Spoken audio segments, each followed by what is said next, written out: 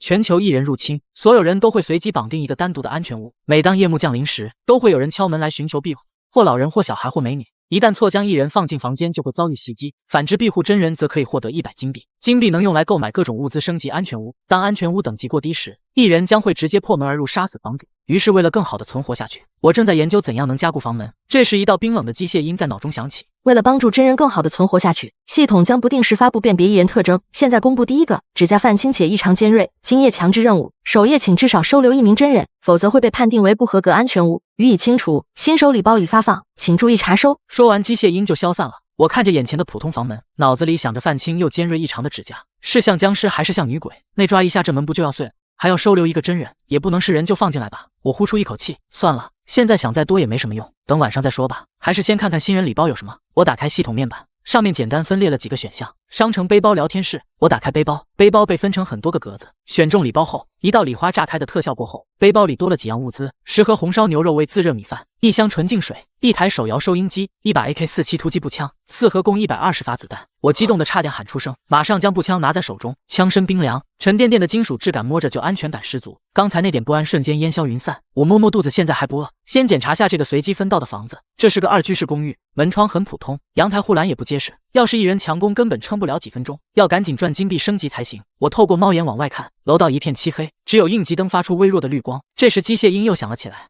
夜晚已来临，访客即将抵达。我马上握紧步枪，要来了。门外这时响起一阵急促的敲门声，一个带着哭腔的女声伴随着咚咚的敲门声。有人吗？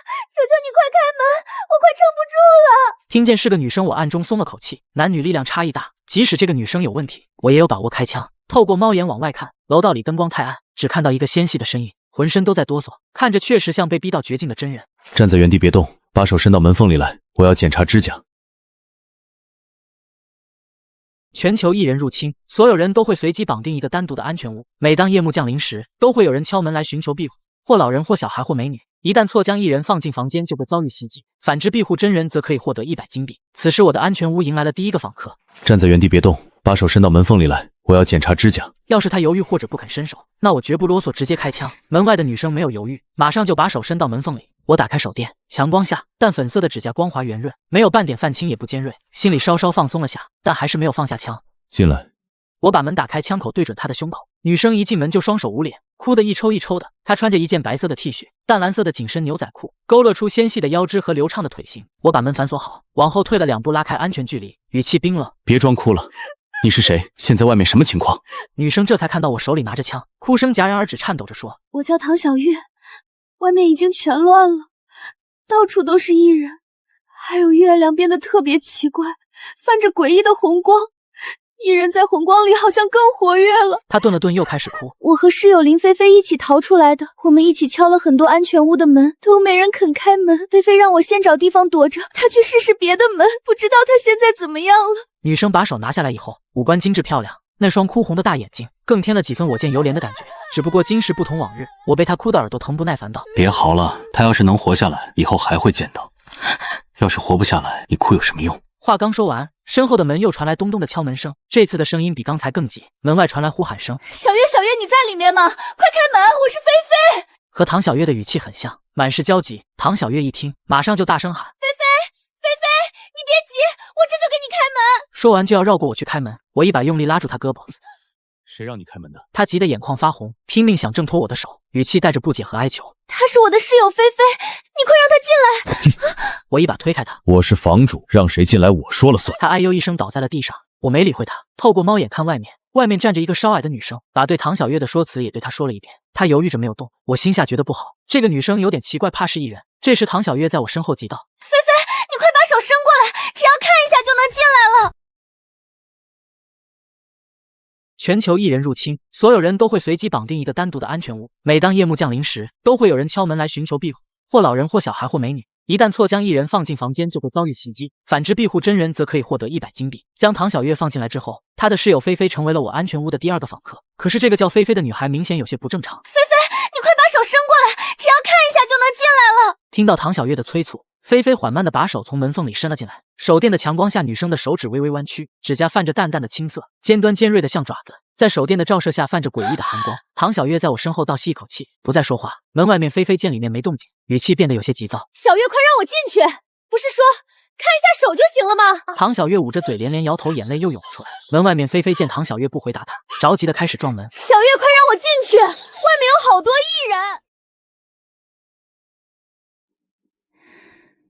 你们是什么时候发现的呢？趁着他撞门的间隙，我用力把门拉开，枪口直接对准他的胸口，没有丝毫犹豫，直接扣动了扳机。砰的一声枪响，子弹瞬间击中，菲菲发出一声诡异的嘶吼，强大的力道让她的身体狠狠撞在走廊的墙上，墨绿色的粘稠液体喷溅在墙上，散发着一股刺鼻的味道。抽搐了几下就没了动静。唐小月被这一幕吓得浑身僵硬，脸色惨白如纸，连哭都忘了，眼神里满是恐惧，看向我的时候眼神不自觉带了敬畏。我收起枪，语气平淡，看清楚，再敢心软，下一个死的就是你。唐小月连连点头，浑身不停发抖，嘴里不停念叨，我知道了，我再也不敢了，我都听你的。看着他服帖的样子，我暗暗想到，这才对嘛，只有适应末世规则的人才能活下去。我靠在墙边，把玩着突击步枪，继续等着访客。没等多久，脑海里的机械音响起，首页访客拜访结束，开始结算庇护结果。房主陆哲一获得奖励金币，首杀一人奖励礼包1个，可在系统商城进行消费。听到金币到账的瞬间，心里悬着的石头终于落了地。我立刻打开商城面板，毫不犹豫的直接点了门窗加固服务，刚好100金币。确认购买的瞬间，一阵轻微的装修噪音响起，声音不大，能清晰的感觉门窗都在震动。装修结束后，我伸手推了推大门，触手厚重，再也不是之前那种轻飘飘的门板了，窗子也变成了不锈钢，看着就结实。夜色越来越深，我走到客厅窗前，扒着窗户往下看，外面依旧一片漆黑，月亮的红光透过玻璃照进来，末世悄然而至。是否打开首杀礼包？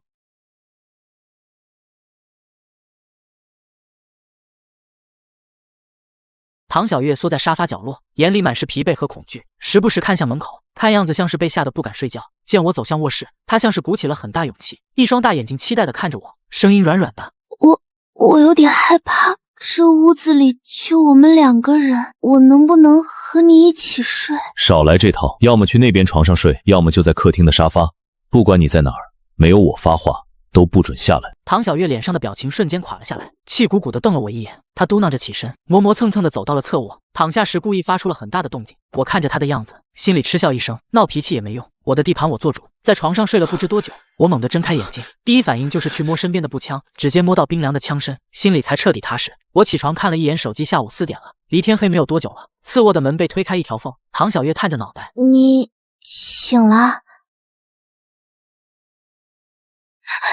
你想干什么？我饿了，一人1盒。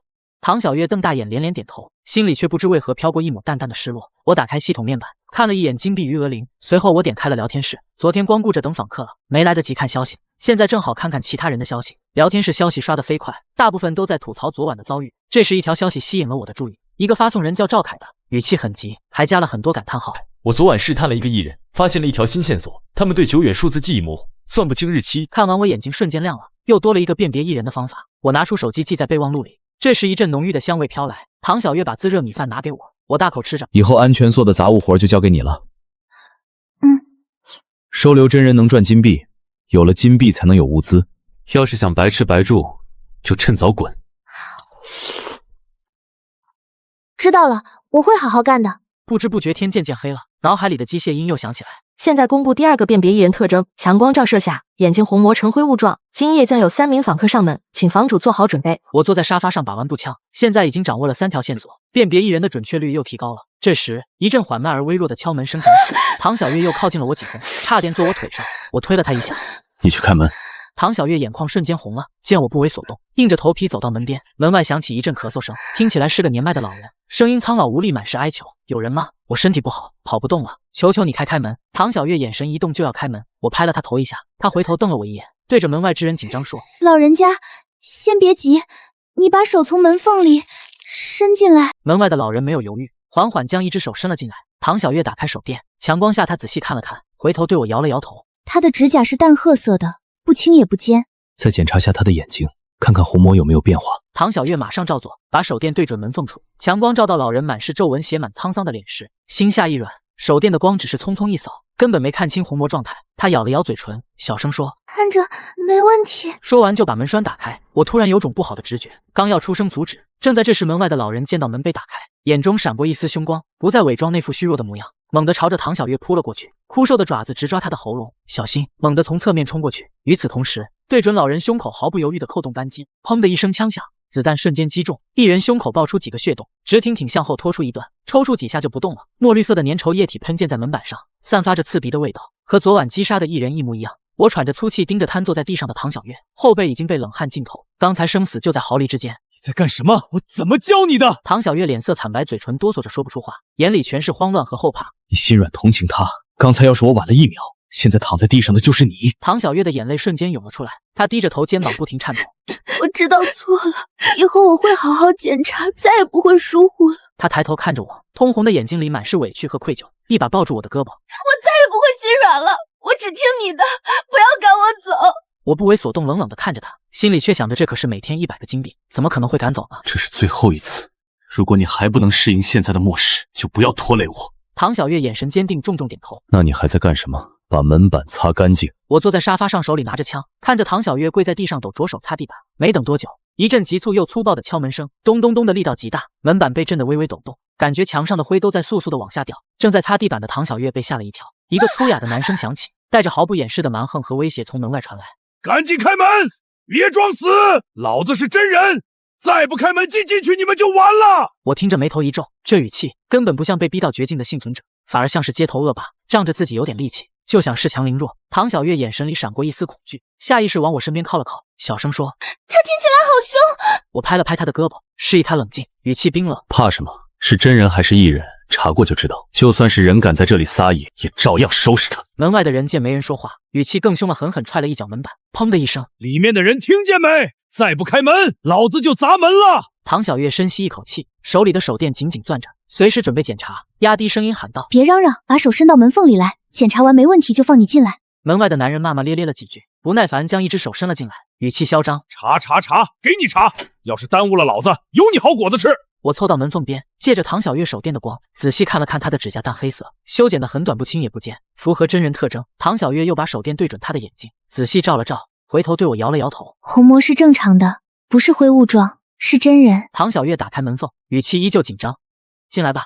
男人一把推开房门，大摇大摆地走了进来，身材高大魁梧，脸上带着一道狰狞的刀疤，手里还攥着一把弹簧刀，进门就四处张望，眼神贪婪地扫过茶几上的弹药和剩下的自热米饭，嘴里嘟囔着：妈的，没想到这破公寓里还有这么多好东西，看来老子来对地方了。他转头看向我和唐小月：从今天起，这安全所归老子了。哼，你俩给老子当跟班，负责找物资守大门，敢不听话，老子一刀。说着，他还晃了晃手里的弹簧刀，刀刃在灯光下泛着寒光，显然是没把我们放在眼里。唐小月吓得浑身发抖，下意识躲到我身后，而我则依旧站在原地，手里的步枪微微抬起，眼神冰冷的没有一丝温度，心里的杀意瞬间涌了上来。敢在我的地盘撒野，还想抢我的物资，占我的安全屋，简直是自寻死路。我冷笑一声，把步枪对准他。是吗？我也该让你知道一下什么叫真理了。见状，男人额头划过一滴冷汗。拿个破玩具在这忽悠谁？不等他说完，我便扣动了扳机。男人瞪大眼睛看着还在冒烟的枪。我可是真人，你居然真的敢！说完，男人便倒在地上，流出嫣红的血液，证明此人并非异人。可即便是正常人类，我也绝对不是来者不拒。房主是我，也只能是我。任何一个有可能威胁到我安全的存在，我都会将其解决。唐小月也并未对我的行为表达任何不满，只是偏过头去。现在我们只用等最后一个人了，是吗？我指向走廊远处的拐角。不用等了，刚才有人在角落偷看，应该就是第3个来访者，他已经被吓跑了。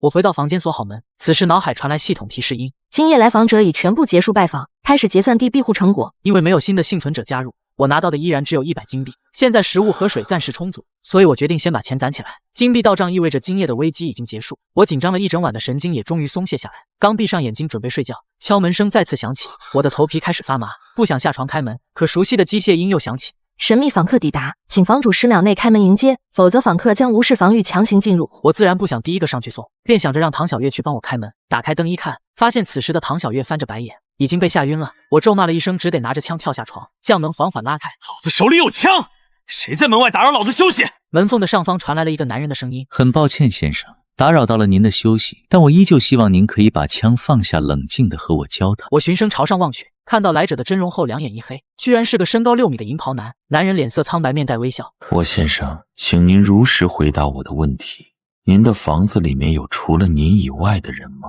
面对这个超自然的恐怖存在，我甚至没有想反抗的念头，只能硬着头皮看了他一眼。宿舍里还有一个叫唐小月的女生。我的话音刚落，男人脸上的笑容瞬间凝固。那您可真是幸运啊！2天后我还会再来拜访的，希望那时您的房屋中能有2位或以上的住客。说完，瘦高男人便消失在走廊尽头。我心中一阵后怕，要是自己昨晚没有收留唐小月，那么等待我的肯定不是什么好结果。今晚的神秘访客让我重新定义了末世强度，原来在末世里还有这种无法理解的恐怖存在。我躺在床上辗转反侧，天快亮了才闭上眼。当我再次醒来时，窗外天色已经渐晚。我打开了聊天室，一个叫赵凯的房主发出一连串消息。我为了搞清楚艺人到底是什么，故意放了一个进房子。艺人对于久远的记忆很模糊，会出现常识性错误。赵凯的消息分享完后，群里顿时刷屏好人一生平安。我也赶紧记下这个辨别艺人的新方法。时间来到了6点，脑海里响起了机械音。今天我要给各位隆重介绍一群英雄，那就是初尾应急部队。他们的研究人员发现，艺人的眼睛会呈现出红肿状态。今夜有3位访客到来，请各位房主做好辨别。初尾应急部队会继续为人类存续而战，祝各位平安活过今晚。我看着电脑屏幕若有所思，今天宣布了一个新的辨别方式，也就是说之前的办法有可能会失效。艺人为了逃脱检查也在进化，有了前2晚的经验，我已经没有那么紧张。打开游戏等待访客的到来，直到12点，门外才传来敲门声。唐小月走到门边开了一道小缝，一个衣衫褴褛的老人站在宿舍前。小姑娘，你能让我进去吗？我快走不动路了。闻言，唐小月点了点头，可以是可以，但得辛苦爷爷先做一下检查。说完，唐小月举起手电筒，对准老人眼睛，强光照射下，老者的虹膜瞬间变成灰雾状。见状，唐小月直接将门关上锁死。门口那个老爷爷应该是艺人。我拍了拍唐小月的肩膀，干得不错，你成身的很快啊。唐小月的转变让我十分欣慰。虽说我作为房主，接收幸存者可以让我从中获利，但我当然更想接收有用的人。时间一转眼就到了凌晨4点，距离天亮只有1个多小时了，可今晚却才来了一位访客。我靠在椅子上闭目小憩，就在我快要睡着时，敲门声再次响起。我迅速进入状态，拿枪躲在房门后面当老六。唐小月将门拉开一道缝，可等她探出头后却愣了一下，因为最后2个访客是同时来的，并且还是一对父女，女儿正躲在父亲身后哭泣。中年男人目光诚恳地看向唐小月：“这是我的女儿小薇，请问您房子还有空位吗？如果有的话，求求您收留一下她吧。”听后，我端着步枪走到门口，空位倒是有，不过想进来的话，必须要先接受我的检查。男人点点头后，将女儿朝前推了一把。规矩我们懂。唐小月打开手电筒照向小薇的眼睛，发现她的整个眼球都十分红肿。唐小月立刻惊恐地看向我，她眼睛是红的。闻言，我将枪口对准了门口的小薇。你装的倒是挺像啊，老子差点就把你放进来了。小薇吓得蹲在地上不停地哭喊，她的父亲赶紧摆了摆手：“不可能啊，帅哥，这肯定是有哪里搞错了。”唐小月抓住我的胳膊：“这妹妹好像从刚才就一直在哭，你说她的眼睛是不是被哭红的？根本就不是艺人。”我盯着门外的2人，同时在心中思考着规则。规则说，当房屋内艺人数量大于等于2时，他们才会开始杀人。就算这个小薇真的是艺人，也只能老老实实的在宿舍待着。想通这点后，我缓缓地放下了枪口。小薇的父亲松了口气，接着拍了拍他的脑袋：“赶快去哥哥的房间里面。”“爸爸，他刚才要杀我，我才不要进去呢！”可男人直接将还在哭泣的女儿推进了门内，随后对着我深深鞠了一躬：“帅哥，以后就拜托您了，我还得去找他妈呢。”方便跟我说说发生了什么吗？2天前我们一家在地下室躲着，然后我妻子突然收到了一条短信，去有专门接纳幸存者的地方。我妻子说她先去看看情况，如果安全了的话再来接我和女儿。但自从她去了之后，我们就失联了。直到今天晚上，我的手机也收到了短信，说让我来南城公寓207寻求您的庇护，然后我俩就一路跑到了这里。听完这些话后，我的心中掀起了惊涛骇浪。原来每天的访客都是这么来的，有一双大手同时操纵着房主和幸存者的命运。可他们的目的又是什么呢？我收回思绪与他道别，将门锁好，坐回椅子上，静静地等待着今天的结算。片刻过后，电脑传出播报：系统第3日结算完成，房主陆哲，庇护人类数量2，获得奖励金币200。现在公寓多庇护了1个人，便无需担心神秘瘦长男的下次拜访。短期内的生存危机暂时解除，那就该为长远做打算了。于是我便决定在明天天亮后出门探索。末世后周围是否有危险我都不清楚，万一哪天公寓守不住了，也好有个地方跑。睡醒之后，我打开聊天室准备联系赵凯，毕竟出门的风险太大了，我必须要找一个靠谱的盟友，才能确保自己的安全。而赵凯这个敢把艺人请进房屋的猛男，则是最合适的人选。我翻找赵凯的头像，随后给他发了条私信：陆哲，老哥睡醒了吗？我有重要的事情跟你说。对方几乎是秒回：赵凯，找我什么事啊兄弟？我见状立马打字回复：陆哲，老哥，我打算今晚出门探索一下，想问问你有没有组队的想法。沉默了2分钟后，私信才传来新的消息：赵凯，可以是可以，但我们还不知道彼此的位置。陆哲，我在城南公寓207室。赵凯，兄弟，巧了，我也在城南公寓，是地下车库值班室，我俩说不定还真能出去看看。我看到消息的第一眼便兴奋起来。陆哲，那赵凯兄，等下午3点的时候，我们去小区中心花园见面吧。前2天我还看到了有人在下面聚集，刚好可以看看那边是什么情况。得到肯定的回复后，我便开始做最后的准备。子弹目前还有90多发，这东西是不可再生资源，打1发就少1发，带个20发应该足够了。我将子弹放入裤子口袋，方便随时取用。这时唐小月拿着自热米饭走到我身边，今天过后米饭就吃完了。我今天打算去附近探索一下，说不定能带回来些食物。闻言，小薇立刻朝我投来敬佩的目光。每日的机械音准时响起，然而今天却带来了一个真正的好消息。系统，从今天开始，当你们处决掉想要混入房间的艺人，将会有100金币的奖励。听到这个消息后，我的心中顿时一喜。之前杀艺人没有任何好处，每消耗1颗子弹都算是一种浪费。现在击杀艺人有金币奖励，今后升级房屋和购买物资都可以靠多杀艺人来加快进度。到了我和赵凯约定好的时间后，我将步枪扛在肩上，接着拉开了公寓的大门。我要是没回来，你俩也选个风水好地吧。唐小月眼眶带泪的点了点头，目送我离开后将门关闭。我小心翼翼的来到约好的地点，此时的花园尸横遍野。见此情形，我打开步枪的保险，究竟是什么东西能把这么多的人杀掉啊？就在这时，一道声音打断了我的思绪：“是你吗，陆哲？”听到动静，我立刻朝着声音来源望去，一个手拿砍刀的年轻男子正站在不远处。陆哲，你是赵凯吗？赵凯，是我。赵凯朝我走来之后，我们互相检查，确定了双方都是真人。一路上，我们看到了不少艺人的尸体，还有一些被艺人袭击后的幸存者残骸，空气中弥漫着浓郁的血腥味，让人心里发紧。赵凯指向旁边的商场。我认识的艺人说商场里有不少物资，咱们一边找一些物资，一边看看能不能找到真人。我朝着这栋商场看去，楼上刚好有人掀开窗帘在朝着花园这边窥探。见状，我握紧了手中的枪，那就进去看看。但我和赵凯找了半小时，却没发现半点真人的影子。我举着枪朝着走廊尽头慢慢摸索，你说咱俩是不是让一个艺人耍了？赵凯挠了挠头，还真有这样的可能，但说不定他是记忆紊乱了。那就看看楼上到底有什么，说不定还能找到幸存者，问问这楼里到底是什么情况。说着，我们便来到了2楼。2楼全都是被大肆破坏的痕迹，还有若隐若现的惨叫声。这一层基本也是毫无所获。正当我以为今天只能无功而返时，却在走廊的尽头看见了一个关着门的房间。我立马贴在墙边，小心，里面可能有人。赵凯将刀藏在身后，敲了敲门，里面有人吗？我俩没有恶意，只是来这里探索的。你要是听到了，还请方便开个门。没人的话，我俩可就进来了。空气沉寂了数秒，我上前一步，接着朝门锁直接来了一枪，随后我直接把门撞开，映入眼帘的是一具女尸。我稳定心神后开始观察房间，里面囤积了不少的食物和水，看来他肯定是死于意外，但房间里也没看见艺人的踪迹。想到这，我突然意识到了一个关键的问题：2天前的那个瘦长苍白男可能来过，按照提示来看，他应该会杀死没有收容其他人的房主。我看向死状凄惨的女尸，这女的是被那个瘦长苍白男杀的。我的话音刚落，身后却突然传出苍白男人的声音：“陆先生可真聪明啊！”我顿时感觉如坠冰窟，扭头看去，只见那瘦长苍白男正面带微笑的看着我。我咽了咽口水：“你怎么在这？”苍白男笑眯眯的盯着我：“我正在拜访这栋楼里面的房主呢，所以才会出现在这。外面这么危险，还请先生能待在自己的房屋中，不要出门。”我摸不透苍白男到底要干什么，但心中已经做好了最坏的打算了。我警惕地握紧枪：“我的事情就不用你来操心了。”苍白男听到这话愣了一下，不过依旧笑嘻嘻地看着我。对了，陆哲先生，我今天发现有很多房主似乎会主动攻击艺人，你们人类的生存策略好像发生了些许的改变。我的创造者对此十分不满，所以从明天起，艺人们也会直接对房屋发起进攻。我就不打扰江先生探险的雅兴了，待会儿在您宿舍门口见。苍白男说完以后便直接离开了，我甚至都来不及消化刚才他说的话，思绪就被赵凯的声音打断：“陆哲，你动一动啊！”我突然反应过来，一脸迷茫地看向赵凯。赵凯这才松了一口气：“哥，你下次能不能别这么吓人？刚才你说完话以后突然就不动了，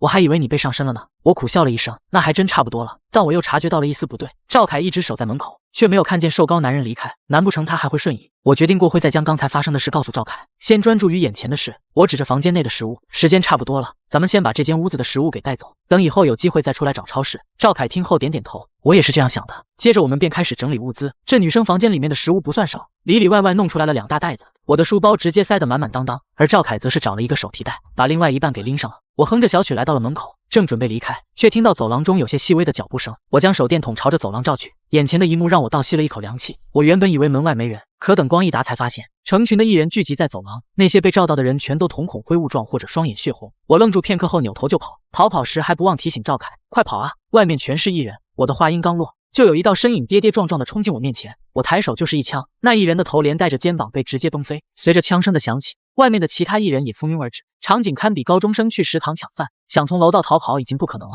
赵凯打开窗户，直接从2楼跳了下去。见状，我心一横，跟在赵凯后面跳了下去。我们立马朝着各自房屋开溜，甚至都来不及打声招呼。我看着那些艺人像下饺子一样从2楼窗口涌出，汗毛都竖起来了。我骂了一声后，继续朝着自己的宿舍楼跑去。此时艺人和我的距离差不多1000米。好在我并非是天天办公的社畜，这点距离对一个身强力壮的男大学生来说是要命的。可才跑了5分钟，我已经感觉要把肺给喘出来了。这都多久没跑步了？累死我了！死腿，快跑啊！身后的一人正在步步紧逼，好在我手上的步枪也不是烧火棍，每次快要被追上的时候，就会往身后放2枪，等子弹消耗的差不多了，我也终于跑到了宿舍楼下，朝上看去，唐小月在阳台上对着我挥手：“陆哲哥，快拽住绳子，咱们这栋楼里面也有一人，千万别走楼梯上来。”闻言，我立刻把绳子捆在腰上。唐小月一把抓住绳子，接着看向身旁的小薇：“快跟我一起拉！”接着2人使出吃奶的劲将我拉了上去。而追到楼下的一人只能不甘地看着我上升，劫后余生让我笑出了声，对下方的一人比了个国际友好手势，还想弄你陆爷爷，再练2年吧。然而一直稳步上升的我突然感到一阵失重感，我惊慌地望去阳台，你们2个在上面干什么？唐小月随即把头伸出阳台，对不起陆哲哥，是有人在宿舍外破门。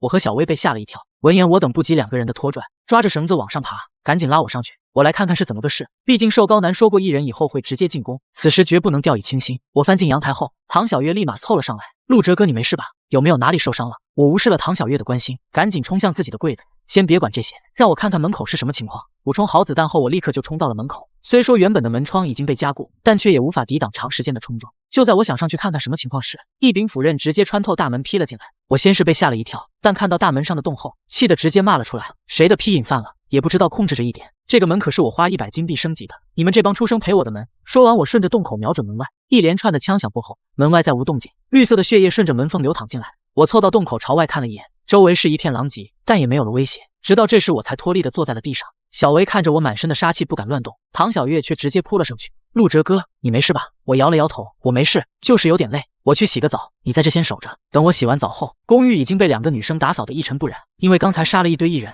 我便想着查看一下房主面板，看看是否会计算奖励。果不其然，电脑屏幕上写着几行字：“系统，今夜来访者已全部结束拜访，开始结算第4日庇护成果。房主陆哲，庇护数量2，清除艺人数量8，获得奖励金币800，击杀礼包2。”我清点了一下击杀数量，发现只有杀掉那些想要破门的艺人才会被给予奖励。我又点开击杀礼包的介绍，击杀艺人时的特殊奖励，开启礼包可能会获得任意奖励。懂了，这是打怪爆出来的装备。我立马点开了房主面板，将其中一个礼包打开。系统，恭喜您获得升级卡1张，可将任意物品免费升级至下一等级。拿到升级卡后，我心中一喜，这东西不错啊，不过用来升级门的话就有点亏了，还是留到以后再用吧。接着我又打开了一个礼包，这次获得了一些基础建筑材料，也还算不错了。我思考着未来可能面临的威胁，只提升大门肯定是不够的，要想办法升高安全屋的反击能力。想到这，我打开了商店选项，开始翻找商店类别，突然看到了其中一个选项炮塔。我点开一看，里面是各种主动防御武器，从人为操作的弓箭塔到能够发射炮弹的炮塔，这里面应有尽有。越高级的炮塔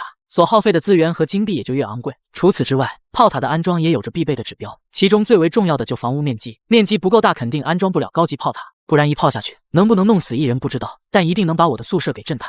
我现在唯一能造的就是简易弓箭塔。我打开弓箭塔的介绍，简易弓箭塔需要1人操作，1人装填，可对无防护目标造成杀伤。建造弓箭塔的材料大概需要2000金币，但好在我刚才从礼包中开出了不少的材料，剩下的自己再补600金币就能把弓箭塔给造出来了。随后我又将剩下的500金币全部用于升级门窗，升级门窗成功，开始安装。随着系统的提示传出，门外传来一阵装修声。10几分钟的嘈杂过后，公寓的大门换成了一个大钢门，门上猫眼变成了观察窗，还有能将武器伸出去攻击的洞口。我兴奋地看向唐小月，这可比之前的大门有安全感多了。之后我再也不用以身犯险去检查访客了。唐小月听后气鼓鼓地瞪着我：“你什么时候以身犯险了？明明每次都是我去开门。”我轻轻地拍了拍他的头，不要在意这些细节。随后我又打开了仓库面板，安装弓箭塔。足足过了差不多半个小时的时间，弓箭塔才终于建造完成。建造完成的那一刻，宿舍中突然响起了系统的声音：“恭喜房主将宿舍防御等级提升至3级，房主已拥有庇护更多人的能力，每日幸存者结算奖励增加100金币。”闻言我惊喜万分，升级以后还有这种奖励吗？从明天开始，我每庇护一个幸存者就能给结算200金币了。小薇和唐小月也十分开心，唐小月直接扑到我的身上，在我的脸颊上吧唧一口：“陆哲哥，你也太厉害了吧！”小薇也默默地走到了我的面前：“谢谢你，我以后会报答你的。”我嘿嘿一笑：“你别报复我就行。”在我将宿舍整体升级过后，也终于迎来了第一个访客。结算完毕后，又有人敲门，我想都没想就知道是瘦长苍白男来了。我将大门的观察窗打开，苍白男的脸刚好就贴在上面，他目不转睛地盯着我。我想问陆哲先生一个问题，请您如实回答，在您房屋中有除您之外2个及以上的幸存者吗？我尽量不把目光放在他可怕的脸上。有的，又多了个18岁的小姑娘。苍白男脸上的笑容消失不见，那您真是艳福不浅啊，希望您下次还能这么好运。我2天后还会再次拜访，到时候您的房屋内要有最少4个幸存者，之后的生存会更加艰难，请您一定要活到与我见面的时候。苍白男说完以后便离开了。见状，我坐回到椅子上，松了口气。这时，躲在侧卧的唐小月才把头伸了出来。陆哲哥，那个跟鬼一样的男人究竟是从哪儿来的？他好可怕啊！我摇了摇头，我也不知道，但他给我的感觉像是一种检察官，他会检查房主们是否完成了他设定的目标，而没有完成的将会被清除。唐小月满脸担忧地看向我。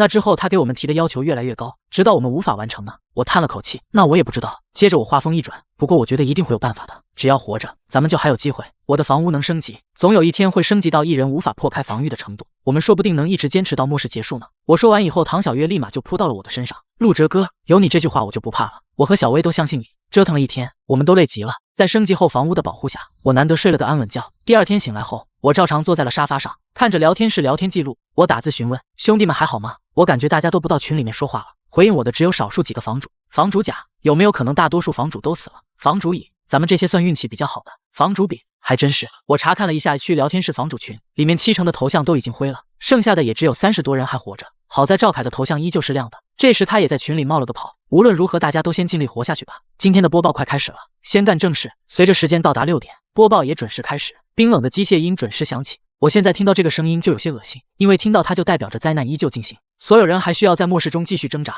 系统，各位幸存者们，真是久违了。继昨天宣布杀死1人可以获得奖励之后，大家有没有对此进行过尝试呢？击杀榜稍后会在各个区域的房主群中公布，各位可以看看自己是否榜上有名。同时，今天我依旧为大家带来了一个好消息，楚尾应急部队已经对1人完成了初步的研究。从今天开始，我们的英雄们将会深入到各个区域开始探索。各位房主看到应急部队人员请勿惊慌，并且全力配合应急人员的调查，违抗者将会遭受责罚。听到这里，小薇也扭头看向我，一旁的唐小月忍不住发出了一声欢呼：太好了，陆哲哥，你听到了吗？是应急部队的人来了，我们是不是有救了？我摇了摇头，别高兴得太早，这楚尾应急部队是哪来的组织都没听说过，别把他们想象成什么救世主。现在唯一能够救我们的，就是我们现在住着的宿舍，其他一切都是白搭。就算他们来了，我觉得也解决不了问题。我对这个楚尾应急部队没有任何的好感，他们要是真的想要救人，在末世开始的时候就已经出现了，何必等到现在呢？而且他们在这场末世中到底扮演着什么角色，我还一概不知。万一这1人是他们整出来的，还真说不准呢。随后我再次将注意力放回系统，接下来又给我带来了一个重磅消息。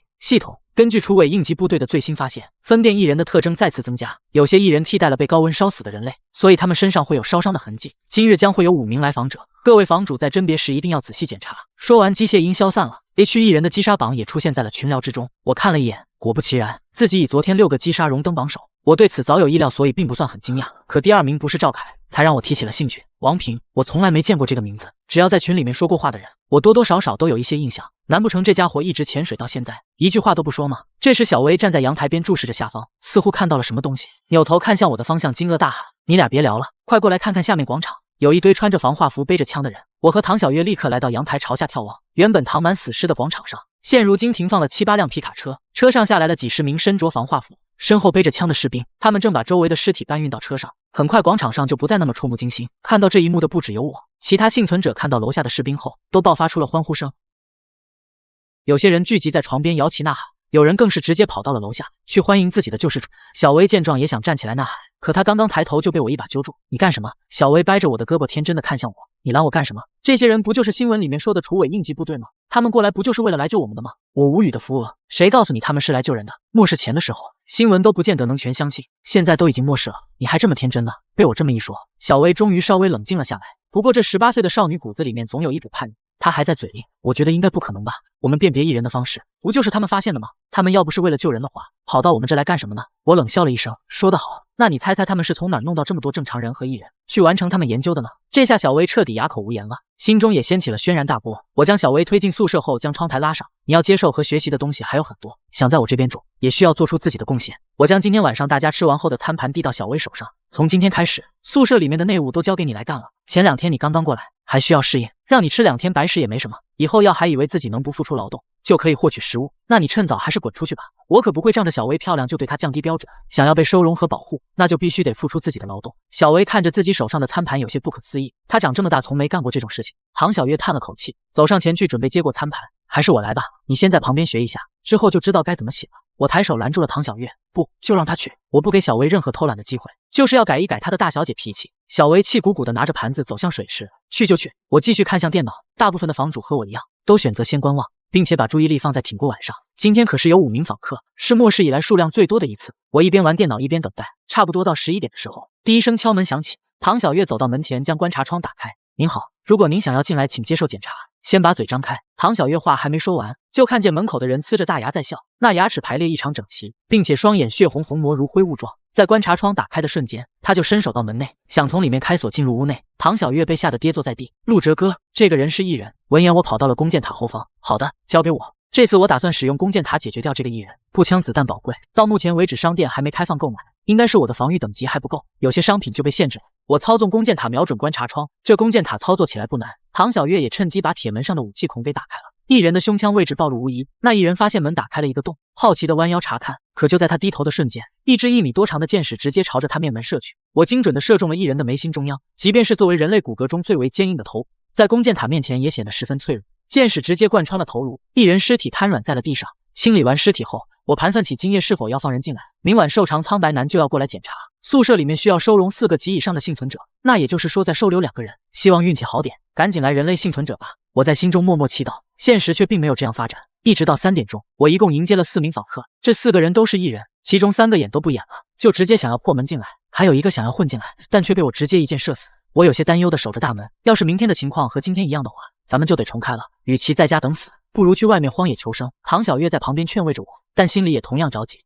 小薇压抑的连话都说不出来了。直到大门第5次被敲响，我们全都深吸一口气，所有人都期盼着这最后1名访客是一个正常的幸存者。唐小月走到门前，打开观察窗，照旧说着自己的台词：我们这边还有空位，想要进来请先接受检查。门外传来一道男声：没问题，我们知道规矩。唐小月拿出手电筒朝外照去，却发现走廊上站着的是一男一女，这对男女年龄不大，也是20出头的样子。女生躲在男朋友背后打量着唐小月，而唐小月在见到他们以后，却跟见了鬼一样，扭头看向我的方向。陆哲哥，出问题了！门口一次性来了2个人，我听后也懵了，直接凑到观察窗跟前，还真是2个人。门口的男生见到我和唐小月后，挤出了一张谄媚的笑脸：大哥大姐，我和我女朋友一起过来，这有什么问题吗？是不是您那边的收容不了我们2个？我摆了摆手，不是这个问题，你先等等。随后我将观察窗关闭，拉着唐小月蹲到墙角。我不知道是不是自己记错了，所以问你一件事情，今天新闻里面是不是说过今天的访客是5人？唐小月一脸认真的点点头，我记得也是5个人。我们又同时看向了小薇，小薇点了点头，我也听着是5个人。我挠了挠头，那见了鬼了，今天的访客可是一批一批来的，不像是昨天那些异人要破门，是直接一波来的。那按理来说就应该是5个人没错啊，门外为什么站了2个？这啥意思？买1送1吗？唐小月也在思考这个问题，说出了自己想法。陆哲哥，你说有没有可能新闻播报出错了？他指的5个人实际上是5拨人，这最后一波刚好是2个。小薇站起来反驳，那也不对啊，我和我爸不就是一起来的吗？当时我们2个都算做了访客。唐小月摩挲着下巴，说不定随着时间的变化，新闻上的信息也会出现纰漏。我点点头，肯定了唐小月的猜测，倒是有这个可能。你们先别急，我去问问。我想到聊天室从今晚开始就不会禁言了，于是立马询问其他人是否遇见这个情况。然而不仅没有人遇到类似的情况，我的消息反而在群里传播了恐慌。每天的系统公布的新闻重要性，对我们这些房主来说不言而喻，甚至可以说，房主们是依靠着新闻提供的信息存活的。现在告诉他们，新闻都已经不可信了，那他们该相信什么呢？一时间，我也不知道该如何处理门口2人。为了应对瘦长苍白男的检查，是放是杀我也拿不准。此时门外的敲门声再次传来，那男生等得有些急了：哥，你们要是不愿意收容的话，我和我对象可要走了，再过一会儿天就要亮了，我们要是再找不到安全屋，就要出大事了。我叹了口气，准备将这对小情侣放走，将希望寄托于明天。正当我再次将观察窗打开，准备让2人离开时，一阵断断续续的电流声突兀的出现。手摇收音机，信息有误，多出了1个人，他们有些越过了我们的观察。唐小月和小薇瞪大眼睛，同时看向书架上手摇收音机。一直以来被我当成装饰物的收音机，刚好在此时传来了陆陆续续的信号。唐小月惊讶地抓住了我的胳膊：陆哲哥，这收音机好像说的是我们今天的事情啊！我听出来了，我也十分意外。我从未想到这收音机竟然还能接收到信号，看来明天得研究一下。随后我又将注意力放在了门口的这对情侣上。如果按照收音机上面的说法，那今天的超员并非只有我遇到，而是楚伟应急部队那边的信息有误。既然这样，我就不用怕了，直接把2人当成正常的幸存者检查就好。想到这，我看向门外的2人：你们2个不用走了，我这可以容纳得下你们2个。不过想要进来之前，得先接受检查。男生脸上露出了庆幸的表情：那您得快一点，马上就要天亮了。我打开了手电筒，我知道分寸，别催我。手伸出来检查一下手指，2人拉着手把手伸了进来。这第1项检查2人勉强过关，我又将手电照向2人的眼睛，也一切正常。最后一项，你们2个把衣服脱了，除了必要的遮挡外，其他一概不留。男生听到这话后愤怒地指着我：这是什么检查方式？你该不会是想占我女朋友便宜吧？这可不行，我都没看过呢，哪轮得到你？我气得白了他一眼。我宿舍里面还有2个女幸存者，哪个不比你女朋友漂亮？男生依旧面红耳赤的辩驳：那也不行，我们不在你这住了，大不了让其他房主收留我们。刘念，咱们走。男生说完就要拉着自己女朋友离开，可刘念却一把将男生手甩开：王明，你有病吧？马上就要天亮了，我们还能去哪？你要想去送死你就去，我就在这了。刘念说完后就开始脱自己的吊带，我总觉得这动作似乎有些熟练。王明也不敢忤逆刘念的话，眼中含泪也在拖着自己上衣。这王明的身材没什么好看的，差不多就是皮包骨，还算比较正常。但刘念的身体就需要说道了。等他袒露自我的时候，我才发现自己小看他了。然而当我看到刘念的后背时，却发现他背后有一个黑斑。见状，我再次警觉起来，你背后的那个黑色是哪来的？这王明和刘念一人出现了一条特征，如果他俩都是异人，如果我将他们给放进来了的话，当宿舍中异人数量大于等2，那他们就会开始杀人。刘念扭头看着我，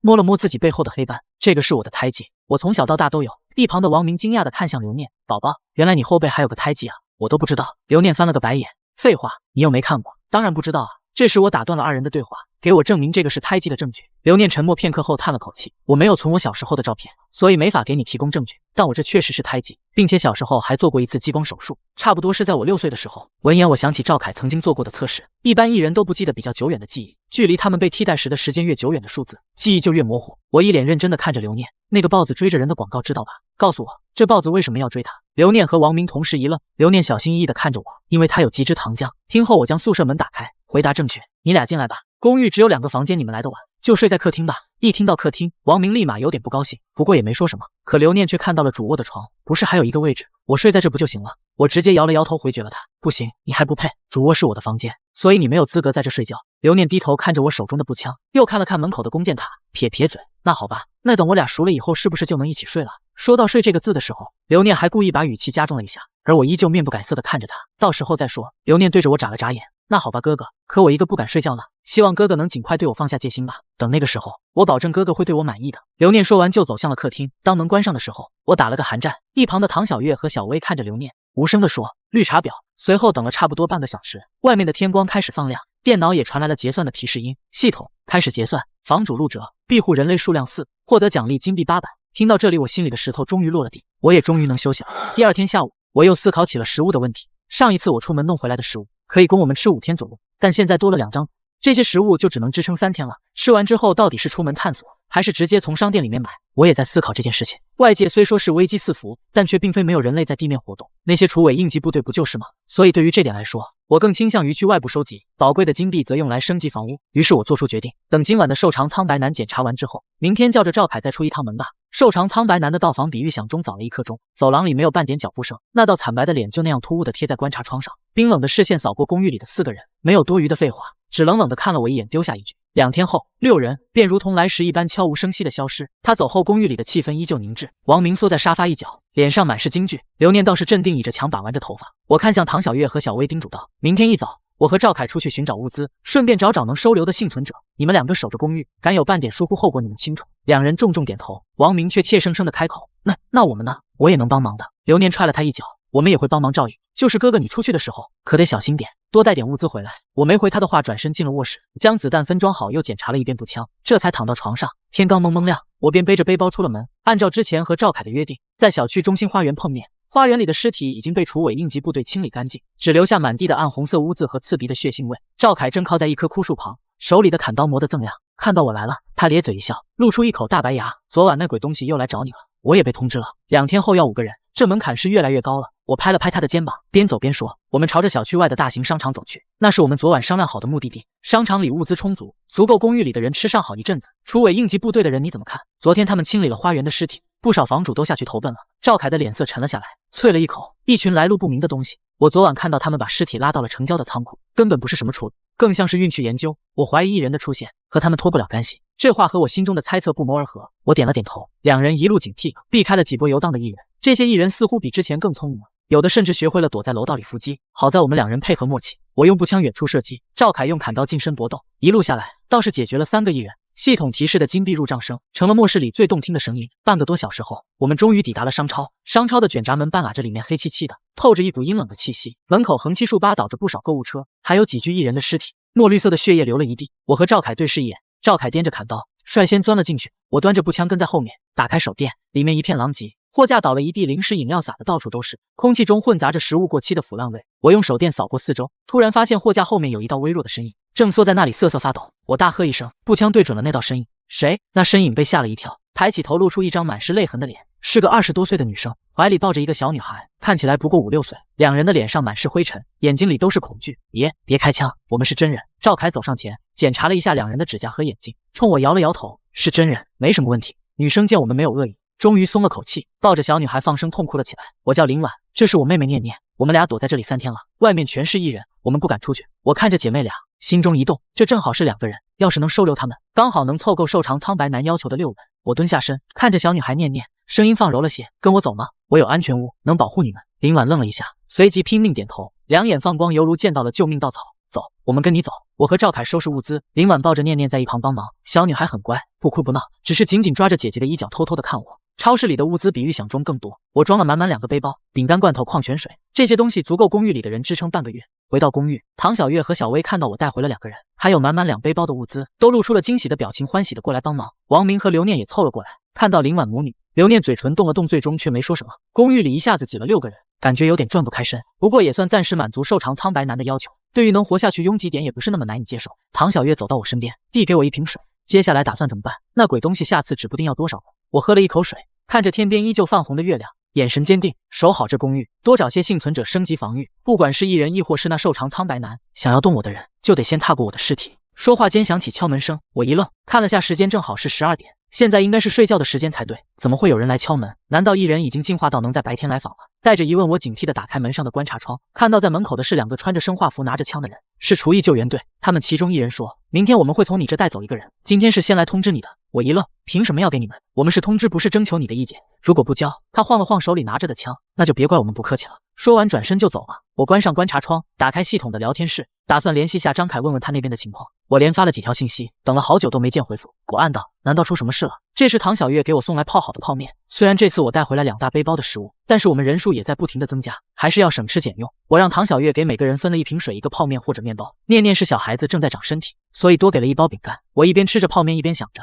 偏偏厨艺救援队也是明天来要人，可是我这人数刚好够应付苍白男，如果在白天交出去，晚上苍白男来的话要怎么办？就在我头痛之时，忽然听到旁边传来一阵哭声，我走过去，怎么了？念念坐在沙发上哭，刘念站在沙发边上，手里拿着1包饼干。他看见我过来，赶紧说，哥哥，我刚才没吃饱，看这小丫头饼干也不吃，我就帮她吃一点。我无语，你不干活在这白吃，还抢小孩子的食物。这时王明在旁边说，念念也是饿了，要不再给我们分点吃的。我真的是气笑了，这些人以为现在是什么时候？还是像之前一样，食物随便去超市就能买到吗？我没理王明，看着刘念，今晚的访客由你来检查，在我这谁都不能白吃饭不干活。刘念一听，贴了过来，哥哥，是你和我一起检查访客吗？我一把推开他，是你自己。说完，我走到念念身边，对抱着他的林婉说，对付艺人你不敢反抗，怎么别人欺负到头上你也不敢反抗了？林婉看着我红着眼眶，我看着他们顿时感到头大。我回到卧室，这时唐小月进来，陆哥，明天你想交谁出去？我拍了拍他的头，这个厨艺救援队现在还不知道是什么来路，他们要这个人去干什么也没说清楚。不过你放心，无论如何我也不会把你交出去的。他这才放心的出去。转眼到了晚上，我让唐小月看着刘念，免得他万一放艺人进来就糟了。小维操作弓箭塔，让他们互相配合。我打开系统聊天室，果然大家都在讨论明天要交出1个人的事。房主甲，这个厨艺救援队是哪里来的？有人知道吗？房主乙，明天要交出1个人，各位房主你们选好了吗？房主丙，他让交就交啊，老子就不信了，不交能怎么样？我仔细看过，经过这几天，只有20几个房主是在线状态了，信息还在不停刷新，私信里张凯还是没有回复我。这时唐小月叫我，陆哥，我赶紧走出卧室。怎么了？唐小月擦着脸上的汗，今晚来访的艺人有点怪，力气比昨天大了很多，情绪也更暴躁了。我一惊，艺人的进化比我想象的要快。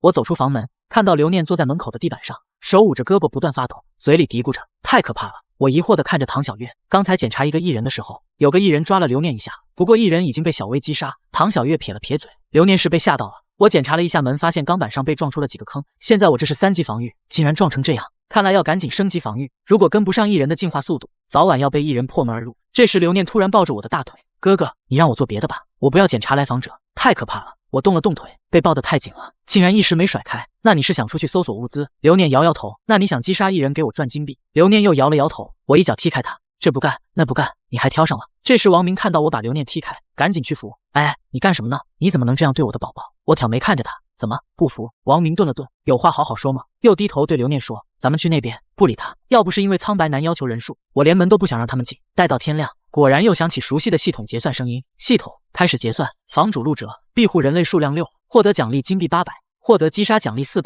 获得击杀礼包星号2。看到击杀奖励，我一阵惊喜。今晚是小薇在操作弓箭塔，没想到也能结算奖励，难道是因为使用的是系统弓箭塔？这个等着后面再验证一下。可是我又疑惑的抬头看着林婉和林念念，为什么庇护他俩没有奖励金币呢？从人数看，他们明明是真人。这时我注意到系统旁有个红色的感叹号，我点开一看，安全屋庇护人数超出现有能庇护数量，需要提升等级，另提升安全屋舒适度可以增加结算金币。我才恍然大悟，原来安全屋的庇护人数是有限制的。我看着眼前这个房屋的空间确实是太小了，不要说舒适度，现在几个人都不能同时在客厅活动。我点开系统，看着账户里面的余额，金币数量还不够。我现在紧急的事情有2个，一个是要尽快提升安全屋的防御，一个是要提升安全屋的庇护人数。如果把舒适度提升上来，还能增加金币数量。也就是说，如果人数足够多，那我每天能得到的金币是源源不断的。而提升防御可以放在明天或者后天有更多金币的时候。想到这，我果断点开商店的升级页面，找到升级房屋，点中增加卧室和侧卧。房子突然微微的震动起来，在卧室和侧卧的旁边的位置发出了装修的声音，空气中仿佛有个透明的墙在阻挡。等了差不多半个小时后，装修的声音同时停止。我看着卧室和侧卧旁边多出来的一扇门，打开走了进去，都多出大概50平的样子，能分别放4张床。我在商店买了床放上去，又买了8个小桌子放在床的旁边，其他的就暂时先不买了。现在能有个干净的床能躺着睡觉已经是非常舒适了。我把原来的卧室命名为1号卧室1号侧卧，新增加的命名为2号卧室2号侧卧。王明看着新增加的卧室和侧卧，高兴地说：“我和宝宝可以到这里住吧？”我点了点头，这间卧室你俩还有你俩。我手指点了点王明和刘念，又点了点林婉和念念，你们4个一起住。刘念嘟着嘴，哥哥，这间卧室这么多人，我想和你一起住，要不然我去那个2号侧卧也行。我平静地看着他，你不想睡床那就继续睡在客厅。刘念不情愿地进了2号卧室，我准备回1号卧室睡觉，看到小薇站在卧室门口，显然是在等我。怎么了？小薇双手握在一起，不安地看着我。我看到他这样子，打开卧室的门，进来说吧。他跟进来以后连忙说，我现在已经能很熟练地操作弓箭塔了。我点点头，你学得很快，那我能算是有贡献的人吗？我这时才明白他想问什么，故意逗他说，你之前不是还想去找厨艺救援队，现在刚好有这个机会。虽然不知道他们要人的目的是什么，但是想来那边待遇肯定比我这好，没准能自己住一间房呢。我话还没说完就见到小薇的眼泪啪嗒掉了下来。我不想去，我会学着做更多的事，你不要把我交出去。我笑着问，要是舍不得我，那就不去。小薇红着脸一跺脚转身跑了。我想留在这里。小薇走后，我躺在床上想着，这个厨艺救援队要每个房主交1个人，是做什么呢？是扩充队伍。不知不觉带着疑问睡着了。等我睡醒看手机，已经是下午3点。走出房门，看到小薇站在阳台往外看，我走过去，看到窗外楼下的小花园里停着2辆车，10几个穿着生化服拿着枪的，围着不远处一栋楼的楼门，看他们一副警戒的样子，像是在和楼里的什么东西僵持着。我问小薇怎么回事，半个小时前2辆车就开过来了，然后就一直围在那里。我仔细看着那栋楼，今天天气晴朗，阳光照到对面楼的玻璃上反射着耀眼的光芒。我突然想到苍白男，会不会是他？这时我看到一直围在外面的那些人动了，他们警惕地分了几个人进了楼门，不多时看到外面留下的人也都进了楼，然后突然看到那栋楼晃动了一下，一阵强烈的爆炸声，接着就是火光，惨叫声起此彼伏，有人身上着着火从楼上跳了下来，可是太高了，那些人仍然不顾一切跳下楼，染红了楼下的地面，像开了一片红色的花朵。看到这一幕，小薇捂着嘴惊呼，我心道不好，要出大事。果不其然，不到1个小时，又来了一辆车，下来了几个人，不顾楼里的火还在烧，冲了进去。不多时，我看到他们拿着一个黑色的包走了出来，坐上车后迅速驶离。那是什么呢？能让厨艺救援队不顾这么多人命都要得到的东西。今天下午的气氛极其沉默，我坐在沙发上玩着手机游戏，其他人都在房间没有出来。如果厨艺救援队的人非要带走1个人，那就试试看谁的枪厉害了。这时敲门声响起，我心里的石头落了地，终于来了。我把门打开，门外果然是身穿生化服拿着枪的队员。他们看到我开门，你们这里有几个人？还有位置吗？我一愣，什么意思？那个队员不好意思地说，我们有队员受伤了，想找个房主收留我们。我往他身后看去，果然后面有个队员，还扶着一个被烧得焦黑的人。我这倒是还有位置，要让我先检查一下。他连忙道，我明白。按照规矩检查后，我侧身让他们进来，指着2号侧卧说，你们去内吧。他俩扶着受伤的人进去了。安置好后，那个队员出来了，他介绍道，我叫冯辉，是这支队伍的队长。那个叫李强，受伤的是王刚，我们是刚才在爆炸中的生还者。这时唐小月说，那你们怎么不回厨艺救援队？冯辉苦笑道，我们任务失败了，按照规矩回去也会被罚，而且没人知道我们3个还活着。我问道，你们的惩罚是什么？冯辉没有再回答，我也就没有继续问下去。一直到晚上都没有人再来敲门，看来厨艺救援队今天不会来了。冰冷的系统音准时响起，系统今天起将不再公布分辨艺人特征，稍后将更新艺人击杀榜，位列前3的房主有额外奖励，今后来访者将不会统计数量，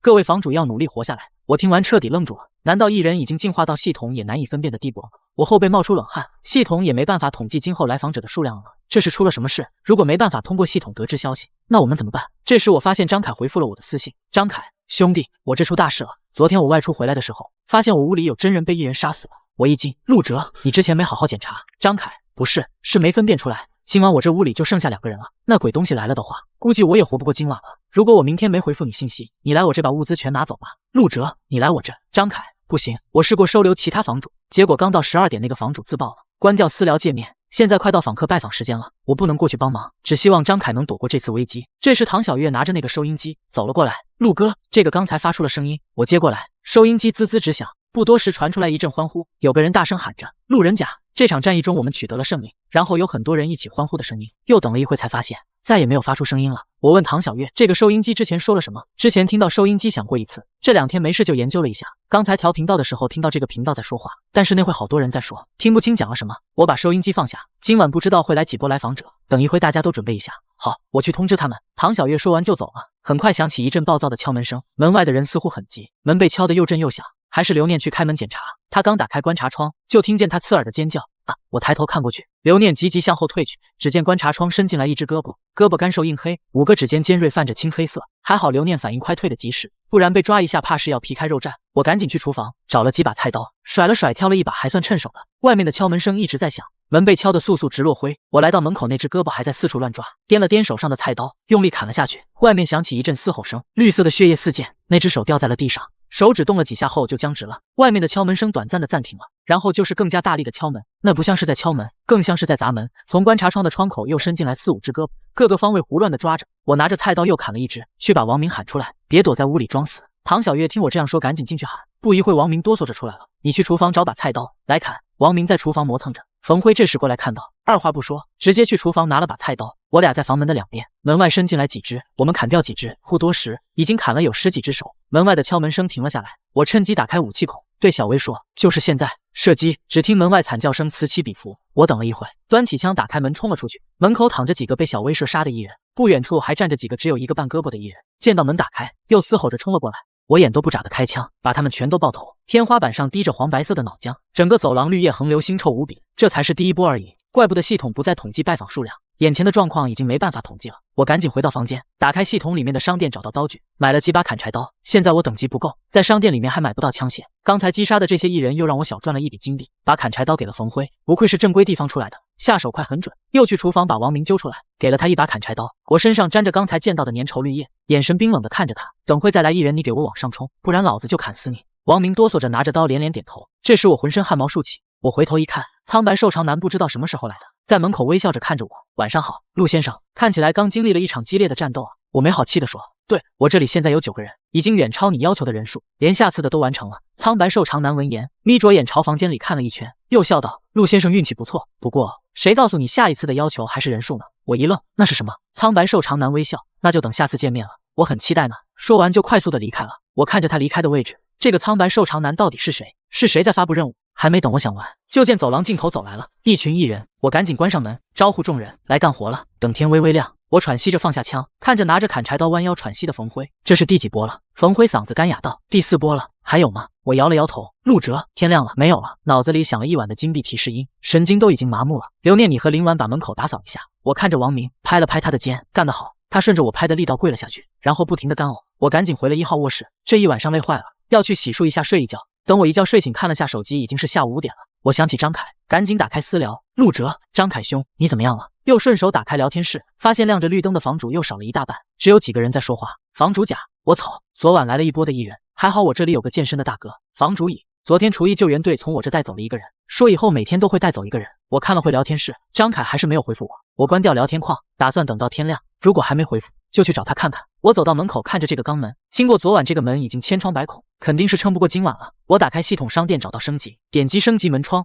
门窗位置传来了装修的声音。等了半个多小时，装修的声音才渐渐停止。我看到装修后的门比之前厚了3倍，观察窗的连接处也从钢钉变成了钢柱。门窗升级好了，还要再来一个弓箭塔。想到这，我又打开武器，发现有个弩箭，力度更大，并且还可以连击。我算了下金币，虽然比弓箭塔贵了2倍，但是杀伤力也更大了。咬了咬牙，还是买了下来。在弓箭塔的对面响起了一阵装修声，声音停止后，出现了一个弩箭台。我坐上去看了一下，发现竟然是自动瞄准，还能设置瞄准艺人还是真人，顿时感觉贵有贵的好处啊！体验了一会之后，又看了看商店里面的其他武器，真是想要全部都买下来啊！可是需要的金币也是太多了。顺手点到了商店的首页，发现食品栏竟然解锁了肉类，点进去一看，瞬间觉得肚子饿得不行。吃了这么久的自热盒饭、泡面、饼干，这些肉类图片真是好看啊！看到那肉质四溢的图片，脑子里自动想起了鲜香扑鼻的味道，那肥而不腻的口感，眼泪不争气的从嘴角流出来。那价格也是贵的离谱， 1000金币一盘的排骨谁会买呢？要杀10个艺人才能买一盘，毕竟一盒泡面也才50金币，谁买谁傻逼。小薇从房间走出来，看到我站在门口，一只手拿着一个盘子，问我：陆哥，你在门口傻笑啥？我赶紧说，去叫大家出来吃饭了，今晚大家改善伙食。其他人出来后，看到茶几上摆着2大盘的排骨，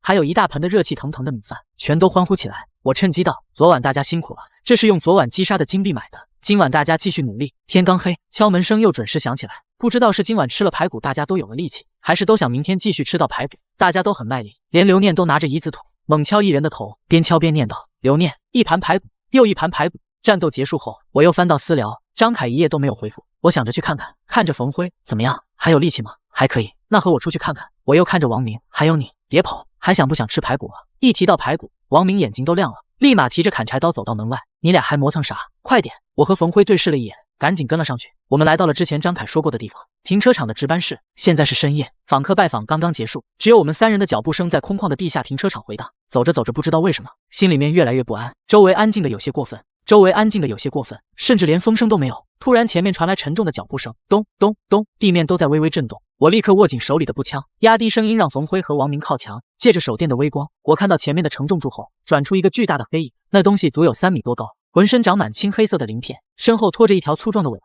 但诡异的是，它的上半身竟然有女性的特征，头上甚至还长着一头长发。王明吓得腿一软，差点跪下。他哆嗦着问前面那是什么怪物。我一脚踹在王明腿上，让他闭嘴。那女恐龙怪兽似乎听到了动静，猛地转过头，红肿的眼睛死死盯住我们这边，紧接着发出一声刺耳的尖叫，庞大的身躯像一辆坦克般冲了过来。我毫不犹豫直接开了，不击步枪的枪口喷出火舌，子弹打在他的鳞片上，竟然溅起火花。这怪物的防御力高得惊人。冯辉也没闲着，他从侧面包抄过去，抡起砍柴刀狠狠劈在怪物的土拨处。怪物吃痛怒吼一声，尾巴猛地一扫，直接将旁边的一辆废弃汽车抽飞。我趁他转头的瞬间，瞄准他那双红肿的眼睛，一个点射精准命中，绿色的血液瞬间爆开，怪物发出凄厉的惨叫，捂着眼睛发狂般乱撞。趁着这个机会，我拉着冯辉一把扯起瘫软的王明，迅速冲向停车场深处的值班室。值班室的铁门半掩着，我一脚踹开门，举枪瞄准里面，里面空无一人。张凯不在，桌子上落了一层灰，看起来已经匆忙离开了很久。角落的物资箱被翻得乱七八糟，但好在还留下了不少东西。我看到桌上用血写着一行歪歪扭扭的字，上面写着救援队在杀人，快跑！我心里猛地一沉，看来之前的猜测全中，厨艺救援队根本不是救世主，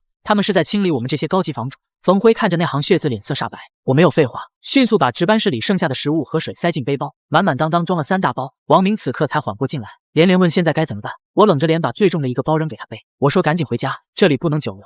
回去的路上，我们避开了怪物的声音，一路狂奔逃回了安全屋。刚到公寓门口，我就闻到了一股浓烈的血腥味，我心里顿时涌起不好的预感。推开厚重的升降钢门，客厅里一片死寂。唐小月和小薇满脸惊恐地缩在角落，浑身发抖。王明闻到血腥味，像疯了一样冲进2号卧室，紧接着里面传来他凄厉的惨叫声。我端着枪快步走过去，眼前的一幕让我握枪的手瞬间收紧。刘念毫无生气地倒在血泊中，死状极其凄惨。王明跪在地板上嚎啕大哭，他转头用通红的眼睛死死盯着我们，他大吼问到底是谁干的？在这个密闭的安全屋里，绝对不可能有外面的艺人闯进来，凶手只可能在我们中间。我冷冽的目光扫过客厅里的每一个人，唐小月红着眼睛连连摇头，说她一直和小薇在客厅守夜，根本没进去过。小薇也害怕的躲在我身后。这时我的目光落在了受伤的王刚，还有站在一旁的林婉身上。我脑海中突然回想起昨晚结算时的异样。昨晚带回林婉和念念时，系统并没有统计为人类庇护数量，也没有发放金币奖励。我当时以为是房主等级人数限制导致，现在想来根本不是这么回事。我猛地端起步枪上了膛，黑洞洞的枪口直接对准了林婉的头。我冷笑着问她装够了没有。林婉立刻做出一副惊恐万分的表情，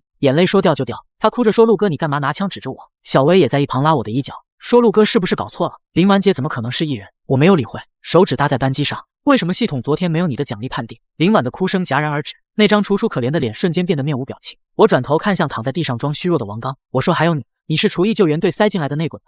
话音刚落，王刚和林婉对视了一眼，两人突然同时抱起。王刚原本焦黑的皮肤瞬间裂开，长出数不清的青黑色尖锐本刺，像一只巨型蜘蛛般弹射向我。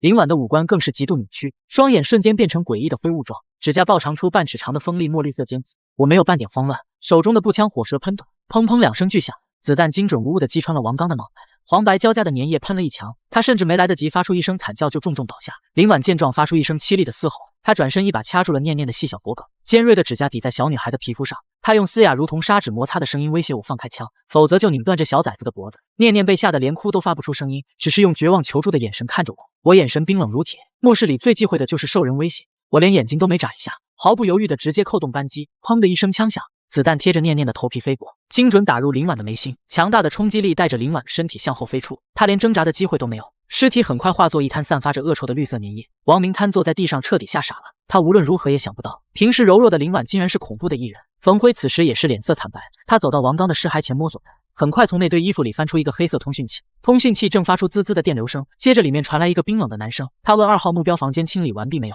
收到，请回话。冯辉的手抖得拿不住通讯器，他看向我，眼神里全是不可置信。我冷着脸走过去，一脚将通讯器踩得粉碎。原来这就是房主的死亡秘密。厨艺救援队根本不是为了救人，他们用特制的艺人伪装成幸存者，混进高级安全屋，一旦进入就从内部破坏，杀人灭口，然后再派人来接收物资。聊天室里那些消失的头像，那些不声不响死去的房主，全都是这种卑劣手段的受害者。刚刚击杀这2个高级变异体，系统连续响起了美妙的提示音：恭喜房主击杀高级潜伏艺人2，获得击杀奖励金币5000，获得高级击杀礼包2个。听到5000金币到账，我心里的石头彻底落了地。这是一笔巨大的财富，可以彻底改变我现在的处境。我打开系统操作面板，账户余额简直让我心花怒放。我没有任何犹豫，直接点开商店界面，找到安全屋升级，果断选择将公寓升级至5级。确认的瞬间，整栋楼都仿佛活了过来，剧烈的重组声在耳边回荡，四周的空间在肉眼可见的扩大。原本狭小的客厅变成了宽敞的指挥大厅，墙壁被替换成了厚重无比的复合装甲钢板，阳台全部被防爆玻璃和合金护栏封死，防盗门升级成了带着红魔锁的液压机械门。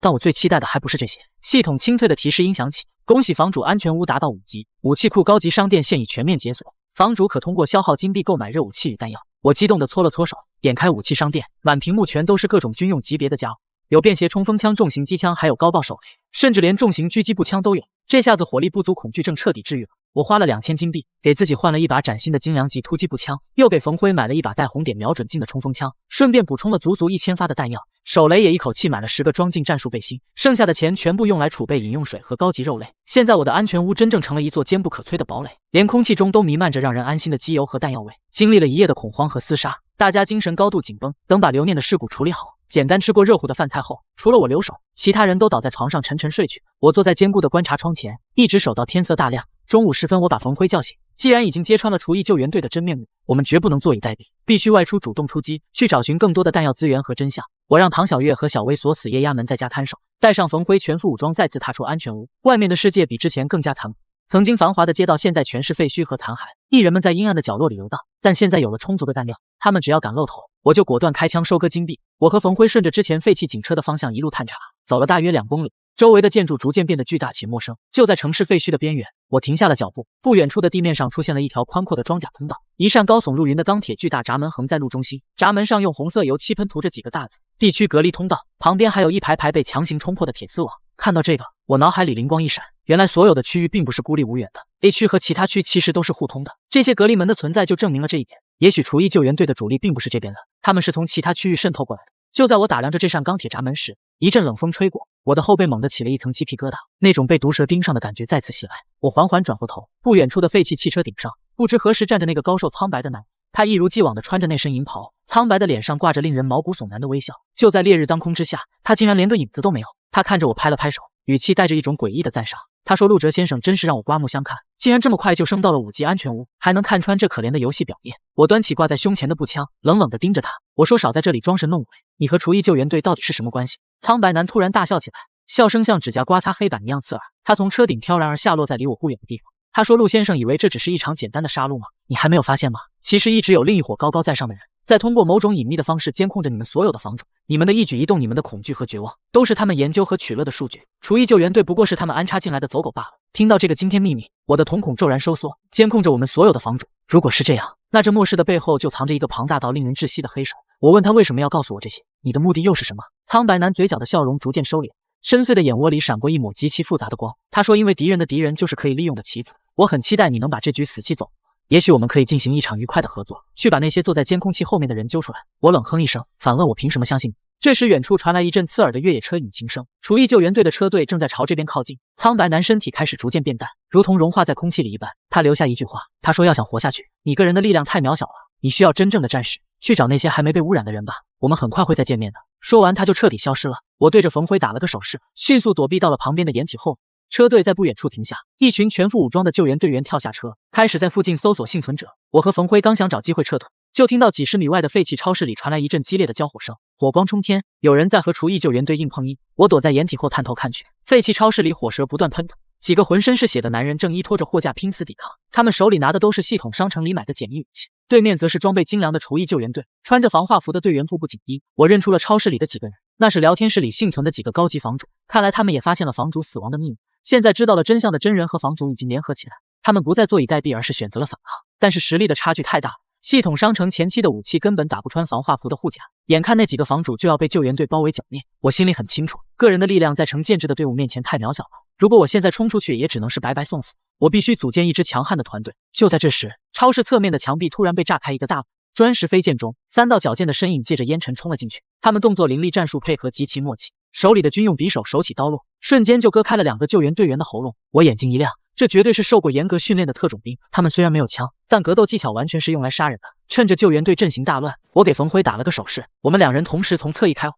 升级后的突击步枪威力惊人，密集的子弹瞬间撕裂了救援队的防线。那几个特种兵反应极快，立刻捡起地上的枪械开始反击。不到2分钟，这支10几人的救援小队就被我们全歼。硝烟散去，那3个特种兵警惕地拿枪指着我和冯辉，被救下的几个房主则瘫坐在地上大口喘气。我放下枪，举起双手示意没有恶语。带头的特种兵是个满脸刀疤的硬汉，他冷冷地盯着我，问我是什么人。我说我是一个5级安全屋的房主，刚才如果不是我开枪，你们也没那么容易脱身。3个特种兵面面相觑，刀疤脸收起枪，他说他们是猛虎小队的幸存者，末世爆发后一直靠着过硬的素质活到现在，但是物资早就耗尽了，已经饿了整整3天。我听到这话心里暗笑，这简直是送上门的王牌打手。我直接打开身后的战术背包，从里面掏出几块刚从商城买的高级酱牛肉，还有几只烤得流油的大鸡腿。浓郁的肉香味瞬间在空气中弥漫开来，那3个特种兵的喉结猛地滚动了一下，眼睛死死盯住我手里的烧鸡和牛肉。我把大鸡腿一只只抛给他们，我说跟着我有肉吃有枪拿，这只是见面礼。我的安全屋里物资管够，在这末世里最缺的就是信任和实力。如果你们肯加入我的队伍，我保证你们能活得像个人。刀疤脸撕下一大块鸡肉，狼吞虎咽，他一边嚼一边和另外2人对视，最后他用力点了点头。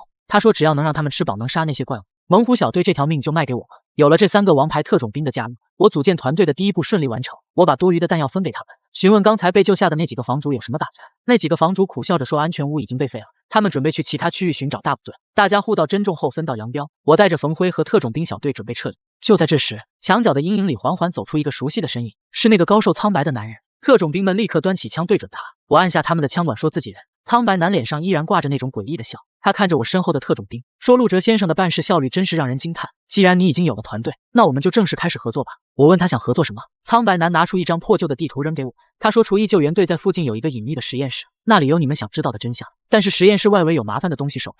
说完他再次像雾气一样消散在空气中。我接住地图仔细看了一眼，位置就在地区隔离通道旁的一个废弃工厂。我冷笑一声，既然要反抗就必须釜底抽薪。我一挥手带着队伍直奔废弃工厂。半小时后，我们潜伏在工厂外围的铁丝网旁，工厂大门紧闭，院子里到处都是残破的铁笼和散落的白骨。我贴着墙角往里看，突然一阵令人毛骨悚然的低吼声传来，几只体型如小牛犊般的恶犬从阴影中走出。这些狗浑身溃烂，肌肉畸形的暴突在外，嘴里长着匕首般锋利的獠牙，4只的爪子深深刺入水泥地面，是变异狗。刀疤脸压低声音说，这些畜生嗅觉极度灵敏，一旦被发现就会引来大批救援队。我眯起眼睛拔出腰间的军用匕首，我说绝不能动枪，必须悄无声息地解决他们。我们5个人瞬间默契地散开。我利用系统的商城买了几块带血的生肉，把生肉用力扔向院子的另一边。那几只变异狗闻到血腥味，立刻扑了过去。就在他们低头撕咬的瞬间，特种兵小队如猎豹般窜出，刀疤脸的匕首精准地刺入变异狗的后脑，用力一脚直接破坏了中枢神经。冯辉和我从2侧包抄，我猛地跃起，膝盖狠狠砸在一只变异狗的脊椎上，同时手中的匕首顺着它的下颌骨直刺入脑。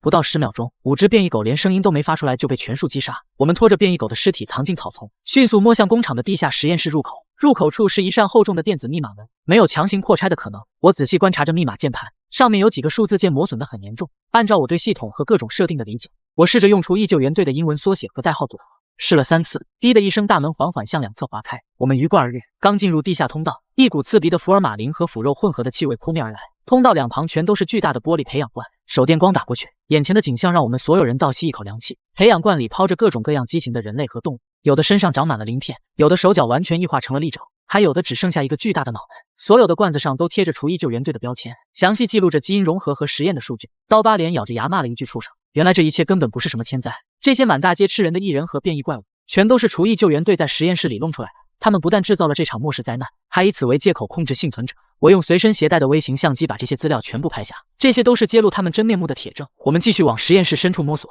在一个巨大的封闭隔离区里，我听到了沉重的铁链撞击声。走近一看，那是一个由合金打造的巨型牢笼，里面关着一个如同铁塔般的男人，他的身高接近2米5，浑身的肌肉像岩石一样一块块垒起，四肢都被粗大铁链死死锁在墙上。他的身上插满了各种抽取管，显然是被当做了实验的活体母本。这人我认识，在以前的新闻里见过，他是全国知名的举重冠军大力士李大力，没想到竟然被抓到了这里。李大力听到我们的脚步声，缓缓抬起头，那双眼睛里布满了血丝和狂暴的怒意。他嘶哑着嗓子吼让我们滚开。我说我们不是救援队的人，我们是来救你的。李大力愣了一下，眼中的狂暴褪去几分。他说这牢笼的密码每天都在换，强行破坏会触发爆炸装置。我走到牢笼的电子锁前，仔细观察着锁孔和线路。我直接打开系统商城，花了1000金币买了一个高级电子破解仪，将破解仪的探针插入电子锁，屏幕上的乱码开始疯狂跳动。30秒后，咔嚓一声轻响，合金牢笼的门弹开了，特种兵们立刻冲进去，用液压钳剪断了铁链。李大力揉着手腕重获自由，他活动了一下庞大的身躯，骨骼发出炒豆子般的爆响。他冲我咧嘴一笑，说这条命以后就是我的了，只要我指哪他就打哪。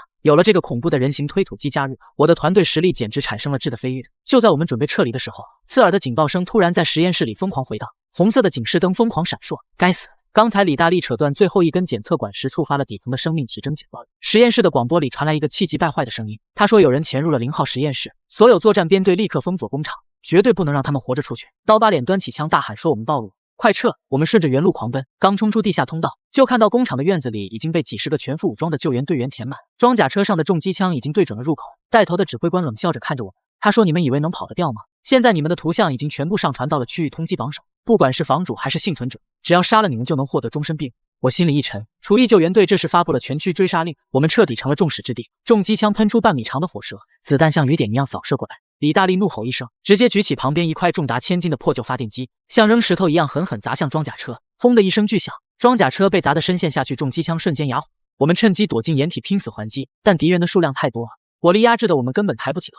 四面八方的救援队还在源源不断的打来，冯辉的手臂中了一枪，鲜血直流，一个特种兵也倒在了血泊中，情况已经到了最危急的边缘。我的弹药也快打空了。在这绝境之中，工厂外围的围墙突然传来一连串猛烈的定点爆破声，几十米长的围墙轰然倒塌，烟尘漫天中，一辆重型改装越野车如同钢铁野兽般冲破硝烟，直挺挺地撞飞了拦路的2辆救援队皮卡。越野车甚至还没停稳，车顶的重型机枪就已经疯狂开火，交织的火力网瞬间撕裂了救援队的包围圈。车窗摇下，一个浑身沾满硝烟和血迹的男人探出头，他冲着我大吼：陆哲，还愣着干什么？赶紧上车！我死死盯着那个熟悉的面孔，心中的震惊简直无法用语言形容。那是张凯，那个我以为已经死在地下车库的张凯，他不但没死，反而带着更猛的火力杀回来。我没有丝毫犹豫，大喊一声，全体突围。我们掩护着彼此，踩着满地的尸体和鲜血疯狂冲向越野车。李大力在最后面狂拍车厢的钢板，张凯一脚油门踩到底，越野车发出震耳欲聋的咆哮，在枪林弹雨中硬生生撞开一条血路，直接冲出了废弃工厂的大门。背后的枪声逐渐远去，我们在车厢里大口喘着粗气。我问张凯这2天到底去了哪？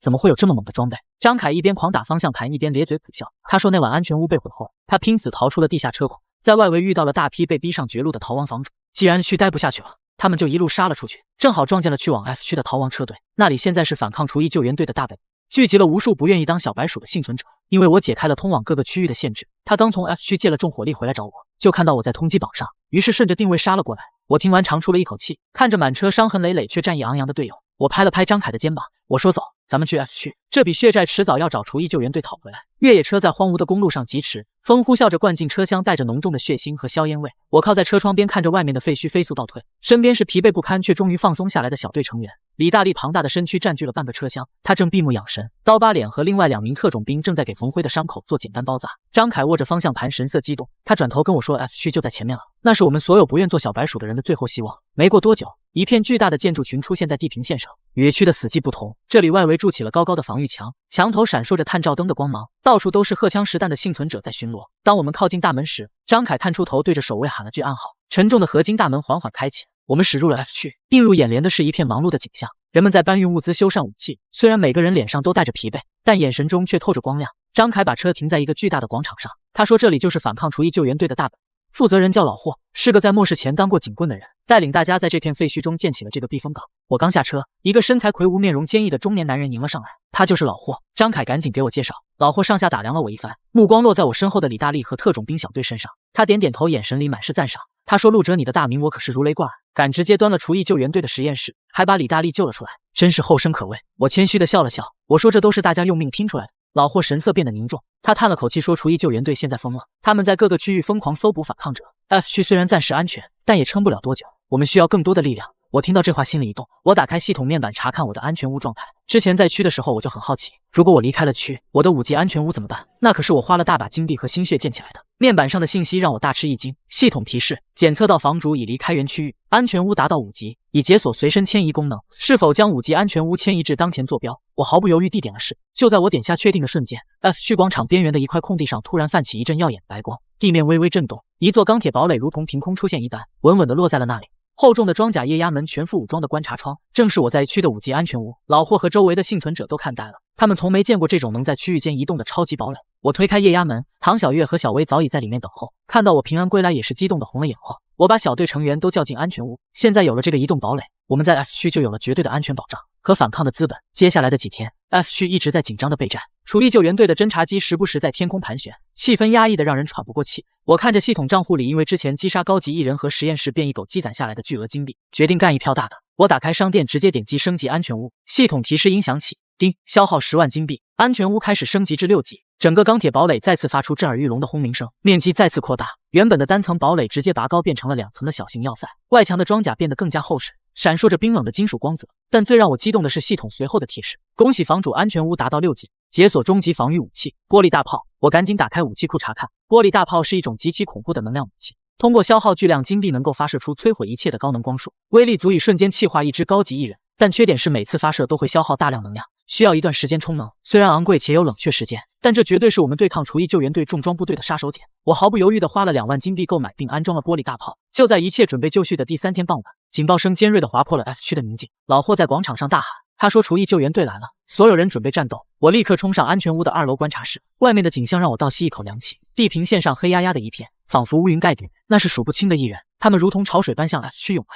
更可怕的是，这些艺人不再是之前那种行动迟缓、相貌狰狞的怪物，他们的外表看起来和正常人毫无二致，穿着普通的衣服，甚至脸上还带着惊恐和无助的表情。如果在人群中，根本无法分辨他们是人类还是艺人。这是艺人的又一次恐怖进化，他们受厨艺救援队的驱使，被当作炮灰来消耗 F 区的弹药和防御。在艺人巢的后方，是厨艺救援队的重装装甲车和全副武装的突击队，他们躲在安全的距离外，冷酷地指挥着这场屠杀。F 区城墙上的火力点开始疯狂倾泻弹药，子弹如火蛇般舔舐着冲在最前面的艺人，血肉横飞，绿色的血液染红了大地。但艺人的数量实在太多了，倒下一批，后面的又踩着尸体继续冲锋。F 区的防御线开始摇摇欲坠，我看着下面惨烈的战斗，心急如焚。这些看似正常人的艺人，有些甚至只是被厨艺救援队强行变异的无辜者，他们或许还有救。我猛地想起系统商城里似乎还有其他的东西，我飞快地在商城里翻找，突然在特殊道具栏里看到了一个闪烁着金光的东西——高级抽卡系统。每次抽卡消耗5000金币，可能获得稀有道具、武器或图纸。我咬咬牙，直接点了10连抽，5万金币瞬间蒸发，眼前光芒闪烁，一排排道具出现在面板上，绝大多数都是普通的弹药和材料。但就在最后一张卡片翻开时，一道耀眼的紫光冲天而起，恭喜房主获得稀有图纸，还原药剂配方。我赶紧查看配方详情，还原药剂可以将处于变异初中期、外表尚未完全畸变的艺人重新还原成正常人类，但需要消耗特定的药材和大量的金币来配置。我大喜过望，这简直是逆转战局的神器。我立刻在商城里扫荡所需的药材，让唐小月和小薇在安全屋里紧急配置。同时，我已经冲到了安全屋的武器控制台前，我双手握住玻璃大炮的操作杆，透过瞄准镜死死锁定在艺人朝后方的厨艺救援队装甲车上。既然艺人是他们驱使的炮灰，那就直接打掉指挥中枢。我怒吼一声，系统锁定能量充能100%，玻璃大炮发射，一道粗大的刺眼蓝色光束从安全屋顶部喷射而出，以摧枯拉朽之势划破夜空，直接命中了一辆重型装甲车。没有爆炸声，只有令人毛骨悚然的嘶嘶声。那辆坚不可摧的装甲车在蓝色光束的照射下，瞬间如同烈日下的冰雪一般气化消失的无影无踪，连同周围的10几名救援队员也一同在这恐怖的高能光束下灰飞烟灭。战场上一瞬间陷入了死寂，所有人都被这如同神迹般的攻击震惊了。厨艺救援队的阵型顿时大乱，指挥官疯狂地大喊着后撤掩护，但我怎么可能给他们机会？玻璃大炮进入冷却，我直接提着突击步枪，带着李大力和猛虎小队冲出了安全屋。我们要杀出一条血路，我一马当先冲在最前面，手里的突击步枪疯狂倾泻火力，专打那些试图重新组织阵型的厨艺救援队军官。李大力像一台狂暴的压路机，庞大身躯直接撞进敌人的防御圈，手里的重型战锤每一次挥动都能砸飞几个浑身装甲的士兵。刀疤脸带着猛虎小队从侧翼如同幽灵般切入，锋利的军用匕首专门切割防化服的薄弱处。张凯和老霍在城墙上组织 F 区的幸存者进行火力压制，战局瞬间逆转。厨艺救援队的重装部队在丢下了几十具尸体后开始狼狈后撤，然而他们并没有彻底溃败，而是冷酷地驱使着前方那些如同潮水般外表正常的艺人，继续向我们发起无脑的死亡冲锋。这些普通艺人眼里满是恐惧和挣扎，他们中有很多根本不是自愿变异的，只是被厨艺救援队当做了实验品和消耗弹药的工具。我看着这些被操控的躯壳，心里涌起一阵强烈的愤怒。就在这时，唐小月和小薇提着2个巨大的恒温箱从安全屋里冲了出来，他们一边跑一边大喊：“陆哥，还原药剂做好了！”我眼睛一亮，立刻让特种兵小队掩护。我打开恒温箱，里面是上百只散发着淡蓝色荧光的注射器。我抓起一把药剂，迎着冲在最前面的几个艺人，没有开枪，而是看准时机，一脚将一个艺人踹倒，顺势将药剂狠狠扎进他的脖管。随着蓝色药剂的注入，那名艺人原本灰雾状的瞳孔瞬间紧缩，脸上扭曲的痛苦表情逐渐舒缓，喉咙里发出一阵剧烈的干呕，随后竟然吐出一大口恶臭的绿色粘液。他瘫软在地上，大口喘着粗气，抬起头时，眼睛已经恢复了正常人类的清澈。他看着自己的双手，失声痛哭，他喊着：“我没死，我变回来了。”这一幕让周围所有的幸存者都惊呆了。老霍在城墙上激动的连声音都破了音，他大喊：“那是解药，快掩护陆哲，把所有人救回来！”我如法炮制，接连放倒了10几个冲在最前面的艺人，全部给他们注射了还原药剂。这些被救回来的人类茫然四顾，当他们意识到是厨艺救援队把他们变成怪物来送死时，眼中的茫然瞬间化作了刻骨的仇恨。我把备用的武器扔给他们，我大声吼道：“你们是被那些穿防化服的畜生害的，现在这是你们唯一的机会，拿起武器跟我杀回去！如果不想再变成怪物，就干翻厨艺救援队！”那些刚刚恢复理智的幸存者红着眼捡起地上的枪械，他们虽然身体还很虚弱，但复仇的怒火让他们爆发出惊人的力量。他们嘶吼着转身加入了我们的队伍，开始对着厨艺救援队疯狂射击。这一奇迹般的变故彻底击溃了厨艺救援队的心理防线。他们怎么也想不到自己引以为傲的变异大军，竟然被几管药剂策反成了最疯狂的复仇者。而那些还没有被注射药剂的艺人，似乎因为药剂的某种气味威慑，或者看到同伴的转变，也出现了短暂的混乱和停滞，不再盲目的向前冲锋。我趁着这个机会下令全面反攻，玻璃大炮的充能再次完毕。我通过通讯器向小薇下达指令，一道毁天灭地的蓝色光束再次穿透夜空，直接命中了厨艺救援队的大后方，那是他们的临时指挥所和弹药库。巨大的能量瞬间引爆了所有的军火，一朵耀眼的蘑菇云腾空而起，剧烈的冲击波掀翻了周围所有的装甲车。这一下，厨艺救援队彻底崩溃了。残存的士兵丢盔弃甲，四散奔逃，但在这个已经被愤怒点燃的战场上，他们无处可逃。李大力像抓小鸡一样把一名指挥官从吉普车里揪出来，重重的摔在地上，刀疤脸的匕首划破了无数逃兵的防化。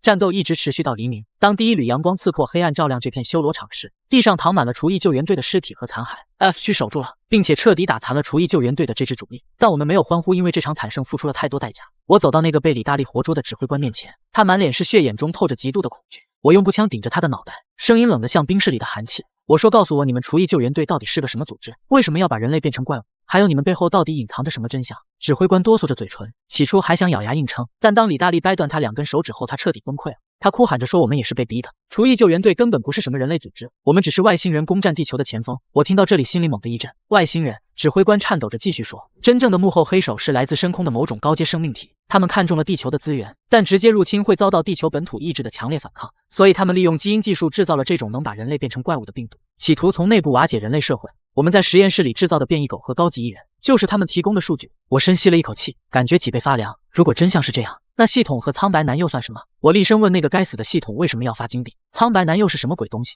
指挥官惊奇地看了我一眼，似乎不敢相信我竟然不知道这些。他咬着牙说：“系统根本不是我们做的，系统和那个苍白男其实是地球本身的防御机制。”我愣住了。地球的防御机制？指挥官惨笑着说：“地球为了自救强行干预了现实，他化作系统给你们发布金币提供武器，是为了在末世中选出真正能战斗的适格者。而那个苍白男，他是地球意志的化身，他的那些残酷规则不是为了杀人，而是淘汰弱者。因为面对更高维的外星入侵，懦夫只会被同化或者毁灭，只有能在血火中活下来并敢于反抗的强者，才有资格成为保护地球的火种。”我彻底愣在原地，脑海中所有的线索终于串联在了一起。为什么系统会发布抵御一人能得金币的任务？为什么有那些诡异的来访者数量检查？为什么苍白男一次次提高生存的门槛？原来这一切既是残酷的试炼，也是孤注一掷的自救。地球在用最极端的方式筛选出能对抗外星入侵的战士。我看着满目疮痍的大地，看着那些幸存下来正在互相包扎伤口的战友，心中涌起一股无法形容的震撼。此时晨雾中，那个高瘦苍白的身影再次无声无息地出现，他就站在不远处的废墟上，依然穿着那身银袍，脸上不再是那种诡异的笑，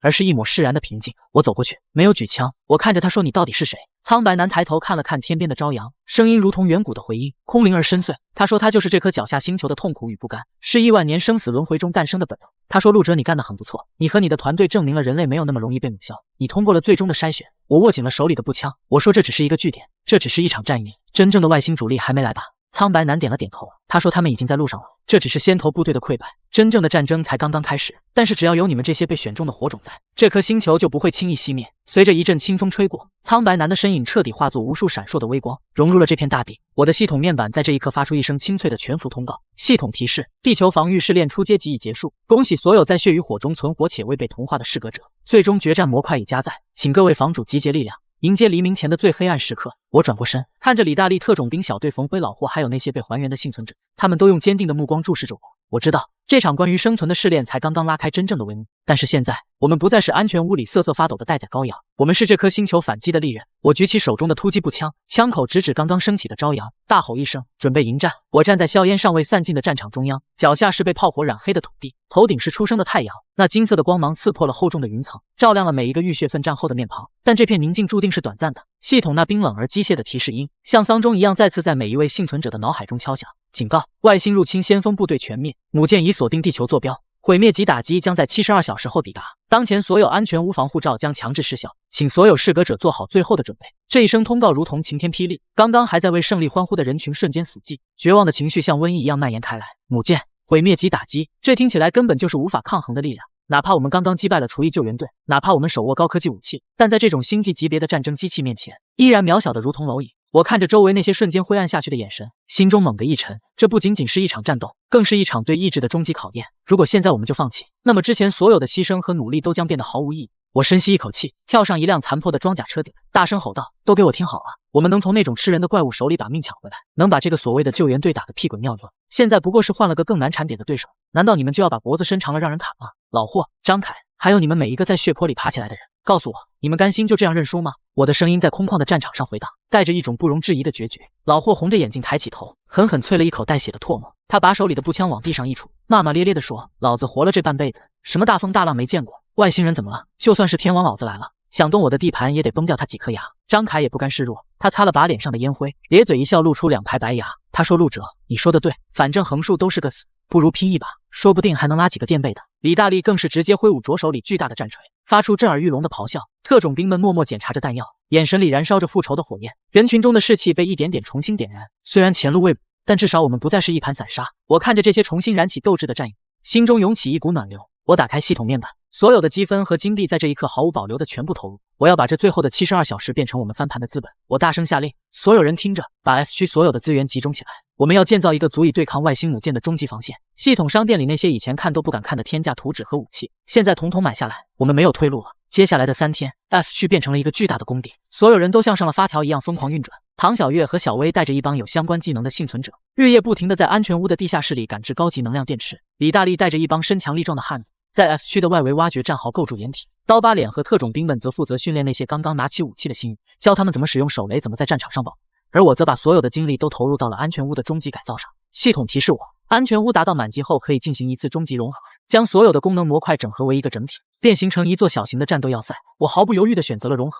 随着一阵惊天动地的轰鸣声，原本就庞大的钢铁堡垒再次发生了翻天覆地的变化。外墙的装甲变得更加厚重且棱角分明，表面覆盖上了一层流动的蓝色能量护盾，顶部的玻璃大炮被升级成了2门双联装的高能粒子炮。而在要塞的最顶端，一根巨大的信号发射塔直插云霄，那是用来干扰外星母舰通讯的关键设备。72小时转瞬即逝，当最后一抹夕阳落下地平线，整个天空毫无征兆地暗了下来，云层像沸腾的开水一样翻滚，一道巨大的阴影笼罩了大地。那是一艘遮天蔽日的星际战舰，它悬浮在 F 区的上空，舰体上闪烁着冰冷而诡异的红光，无数的小型飞行器像蝗虫一样从母舰腹部涌出，密密麻麻地扑向地面。尖锐的警报声响彻云霄，外星军团的先锋部队着陆了。那些不是普通的士兵，而是身穿外骨骼装甲、手持能量武器的异星战士。他们身材高大，动作敏捷，手中的武器每一次射击都能在地面上炸出一个大坑，战斗瞬间爆发。F 区的外围防线在第一波冲击下就岌岌可危，幸存者们虽然拼死抵抗，但装备的代差实在太大。我们的子弹打在他们的能量护盾上，激起阵阵涟漪，却很难造成实质性的伤害，而他们的反击却是一击必杀。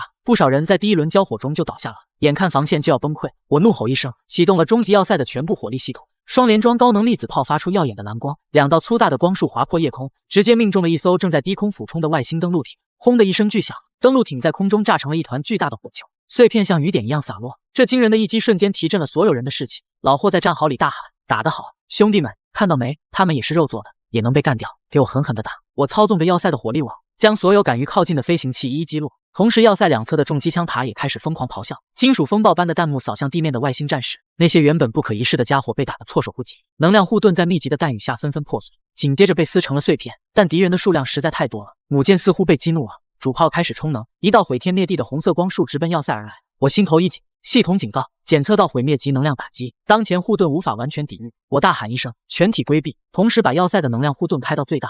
红光瞬间淹没了整个要塞，剧烈的震动让我几乎站不稳，耳边全是刺耳的警报声和金属扭曲的声音。护盾值在疯狂下降，50%、30%、10%。就在护盾即将破裂的瞬间，那道红光终于消散了。要塞虽然还在冒烟，外墙被烧得通红，但他奇迹般的挺住了。我擦了一把脸上的冷汗，眼神变得更加凶狠。既然你们想玩命，那就来吧！我通过通讯器对所有战斗人员喊道：“就是现在，趁他们主炮充能，给我反击！”李大力带着敢死队冲出了战壕，他们手里拿着刚刚赶制出来的电磁脉冲手雷，不要命地冲向那些瘫痪的外星战士。刀疤脸和特种兵们则在废墟中穿梭，利用地形优势，用狙击枪精准点射敌人的指挥官。战场变成了一台巨大的绞肉机，每一秒都有人倒下，每一秒都有生命消逝，但没有一个人后退。我们是在为自己的家园而战，为人类最后的尊严而战。就在战局陷入焦灼的时候，天空中突然传来一声奇异的嗡鸣，那个高瘦苍白的身影，那个代表着地球意志的男人，竟然再次出现在了半空中。这一次他不再是那个冷眼旁观的观察者，他的身体散发出耀眼的白光，如同一颗初升的太阳。他张开双臂，无数的光点从他体内飞出，融入到每一个正在奋战的战士体内。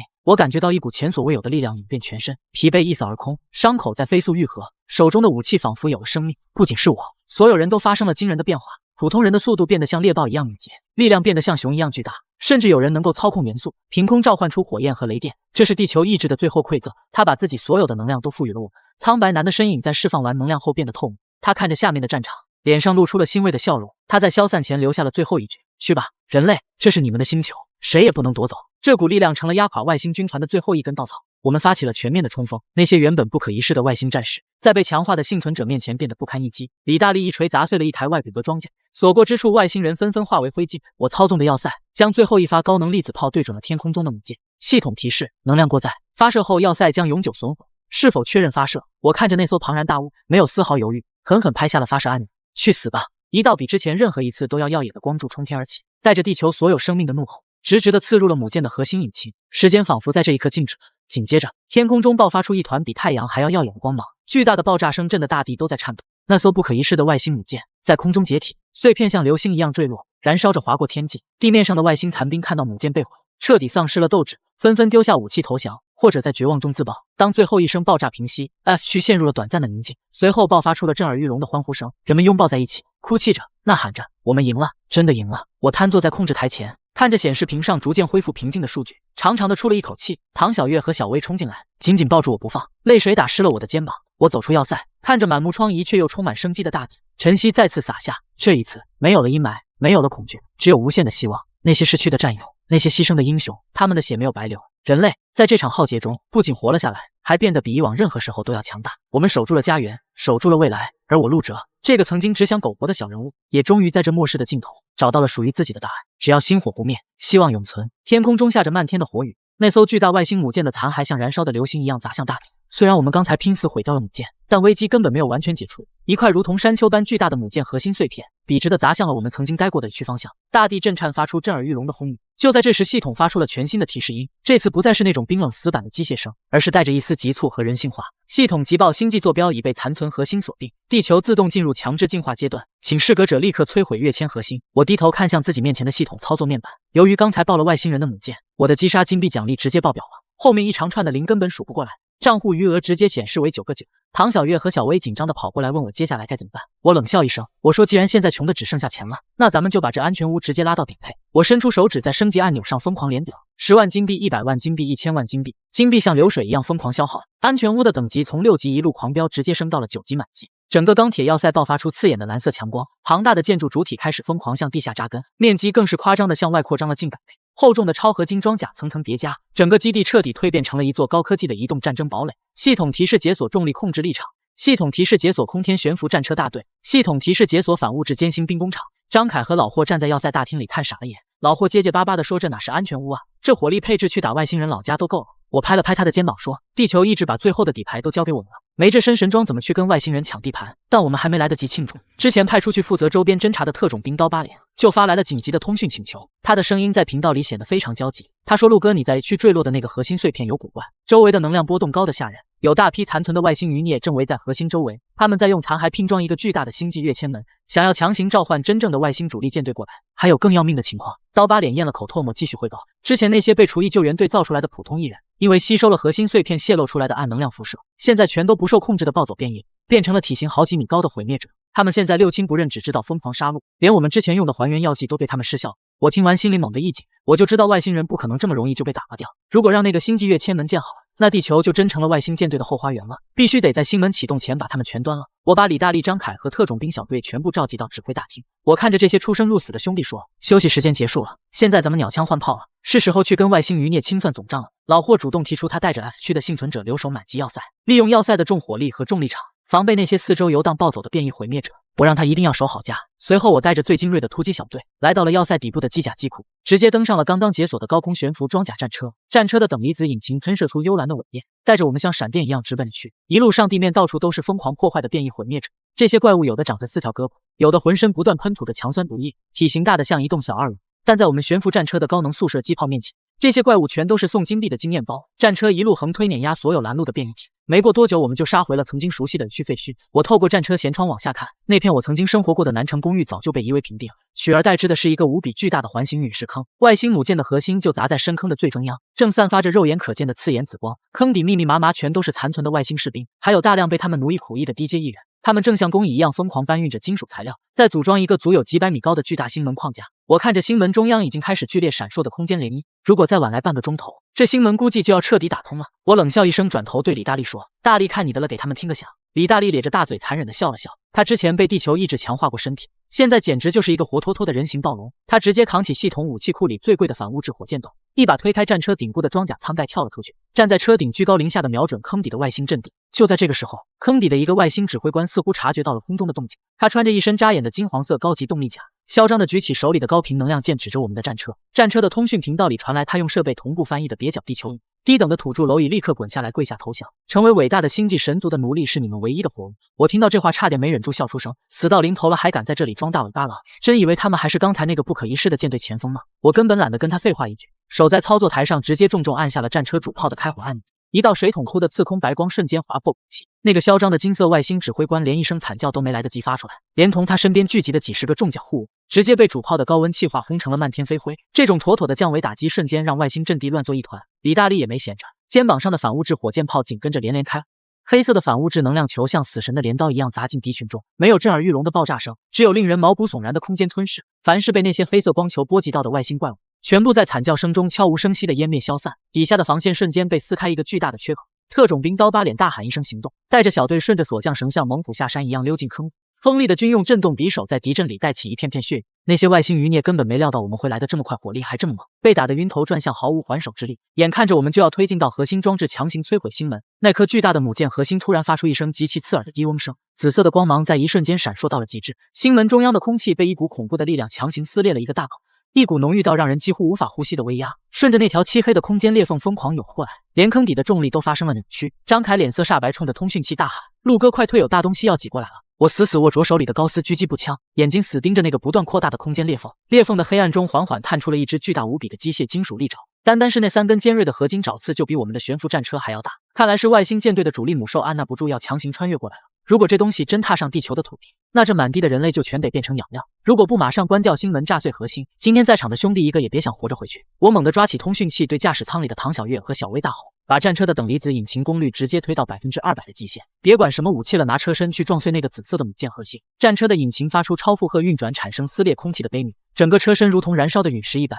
倾斜着角度朝着坑底的光源猛撞过去。那只刚刚探出半个身子的巨大机械母兽似乎感觉到了战车的异动，它发出一声震动灵魂的音波怒吼，猛地挥动那只遮天蔽日的金属利爪，带起恐怖的风压，直接朝着我们的战车当头拍了下来。距离在肉眼可见的飞速拉近，剧烈的失重感让我死死扣住了安全带。生死胜败就在这0.01秒的交锋之中。那只巨大的金属利爪带着撕裂空间的风压拍了下来，战车外的能量护盾在接触的瞬间就发出密集的碎裂声，整辆车像被巨锤砸中的乒乓球一样剧烈翻滚。我感觉到五脏六腑都在错位移位，由于重力扭曲，我几乎无法控制自己的身体。在这千钧一发的死斗时刻，我再次咬牙开启了系统的狂暴超频模式。9级满级要塞的远程操控系统瞬间接管战车，战车底部的反物质引擎开始疯狂逆向喷射，硬生生在利爪拍碎我们的前一秒完成了侧身位移。战车在坑底的岩壁上擦出一长串炫目火花，就在这擦身而过的瞬间，我死死盯着那个近在咫尺的紫色母舰核心。战车的自爆程序已经倒计时到了最后1秒，我一把拉过身边的唐小月和小薇，按下了单人逃生舱的弹射电源。就在我们被弹向空中的瞬间，满载着反物质能量的悬浮战车狠狠撞进了核心，没有任何声音传出，因为那一刻所有的声音都被瞬间产生的黑洞吞噬了。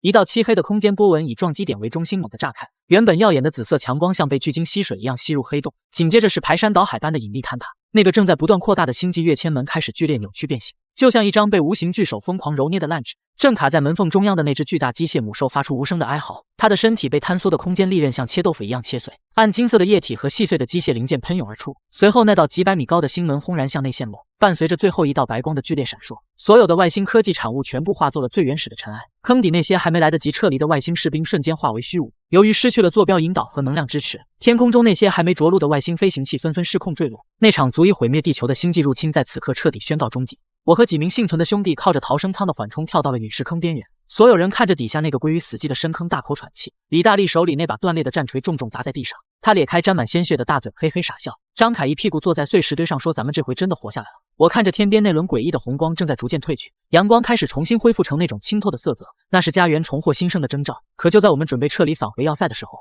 远处的废墟后方传来一阵阵整齐的引擎轰鸣声，10几辆漆黑的全装甲越野车排开阵型包围了过来。车门打开，几十个西装革履神情高傲的人簇拥着一个老者走下车。这群人身后跟着大批手持高尖端武器的雇佣兵，老者胸前别着一枚我从未见过的厨艺救援队最高统帅勋章。他用那种居高临下的眼神打量着浑身血迹的我们。他拍了拍掌心，用那种公事公办的傲慢语气开口，他说，陆哲先生，你们的表现超出了我们的预期。作为劫后余生的适格者，你们现在被正式收编进入救援队的全球重建委员会，你手里的那个满级安全物要塞要立刻移交给委员会接管，那里面所有的武器数据和系统金币余额都要充公。为了全人类的未来，你们必须做出这种牺牲。老者身后的那帮官员纷纷点头称是，其中一个胖子更是贪婪地盯着我手腕上的系统表盘，他叫嚣着说，现在外星威胁已经解除了，这个世界需要新的秩序，你们这些只知道杀戮的粗人已经没用了。识相的赶紧跪下，把控制权交出来，不然委员会将以反人类罪对你们进行制裁。李大力气得又要挥拳冲上去，我伸出手臂拦住了愤怒的兄弟们。我冷冷地看着那个道貌岸然的老者，我说，那些兄弟在前面拼死挡枪的时候，你们躲在哪？外星母舰骑到脸上的时候，你们那委员会又在干什么？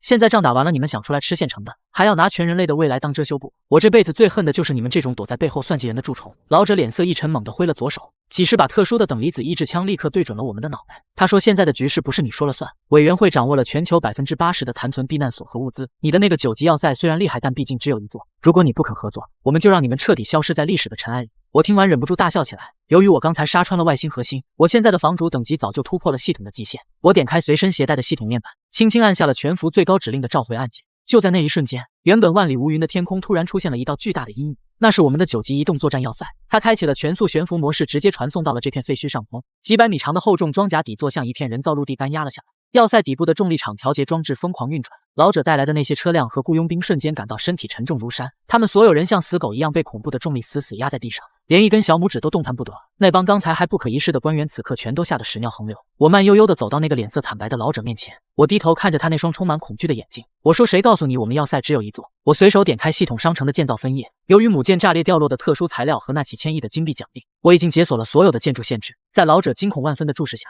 由于重力场的作用，周围大地的土石开始疯狂重组，在我的9级要塞旁边，又一根顶天立地的钢铁巨柱拔地而起，第2座、第3座，直到密密麻麻的半机械堡垒填满了整个陨石坑，每座要塞的顶端都闪烁着摄人心魂的粒子炮火光。我低头看着那个老统领说，现在这个世界的规则由我来写，既然你要谈秩序，那我就给你展示一下什么是真正的绝对力量。我挥了挥手，要塞底部的机械臂把这群贪婪腐朽的人全部扔出了防御区，让他们去荒野上体验一下真正的末世生存。在这一刻，系统发出了最后一声清脆悦耳的全局通告。系统提示，由于房主陆哲彻底粉碎了外星意志并清除了寄生组织，地球防御试炼正式宣告满分终结，金币与食物兑换系统将永久保留。陆哲已被地球意志赋予传奇守护者称号，全球进入全面复苏重建阶段。听到这个声音，张凯和冯辉高兴地抱着手里的枪又蹦又跳，唐小月和小薇跑过来紧紧挽住我的左右胳膊。阳光此时彻底普照在满目疮痍却生机勃勃的大地上。我看向身后的满级要塞和那一排排钢铁森林，我转头对着兄弟们说，以后没人能再把我们当成小白鼠来戏耍了，这片土地我们既然能杀回来，就能把它建设成最坚不可摧的论文。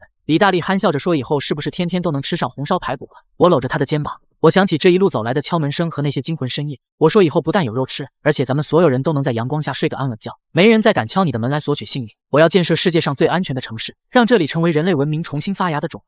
在欢呼声中，我关闭了那个陪伴我一路厮杀的血腥系统界面。我看着远处那些正在尝试反清的废墟草地，心里那种沉甸甸的压迫感终于彻底消散。我是顶级房主陆哲，在这个崩坏的末世里，我终于带着我的兄弟和我的目标走到了最后，也走到了新生的起点。那帮自以为是的委员会官员被扔出防护罩后，在荒野凄厉的寒风中瑟瑟发抖。他们原本精致的西装很快沾满了尘土，没了那些高科技武器和雇佣兵的保护，他们在废墟里连一只最普通的变异老鼠都对付不了。我站在要塞高耸的城墙上，冷眼看着这一幕，心里没有一丝怜悯。这就是末世最真实的法则，不劳而获的人注定被淘汰，哪怕是旧时代的权贵也不例外。转身回到指挥大厅，兄弟们正围在全息地图前兴奋地讨论着未来。张凯指着地图上一大片红色的区域，他说：“陆哥，现在咱们有钱有资源，先把这片被核辐射污染的土地给净化了吧。那里可是以前最好的产粮区，只要能种出粮食，哪怕系统以后没了，咱们也能活下去。”我点了点头，这正是我想做的。虽然现在系统商店里什么都能买到，但依赖系统终究不是长久之计。只有恢复地球本身的造血能力，人类文明才能真正延续下去。我打开那个令无数人羡慕的满级系统面板，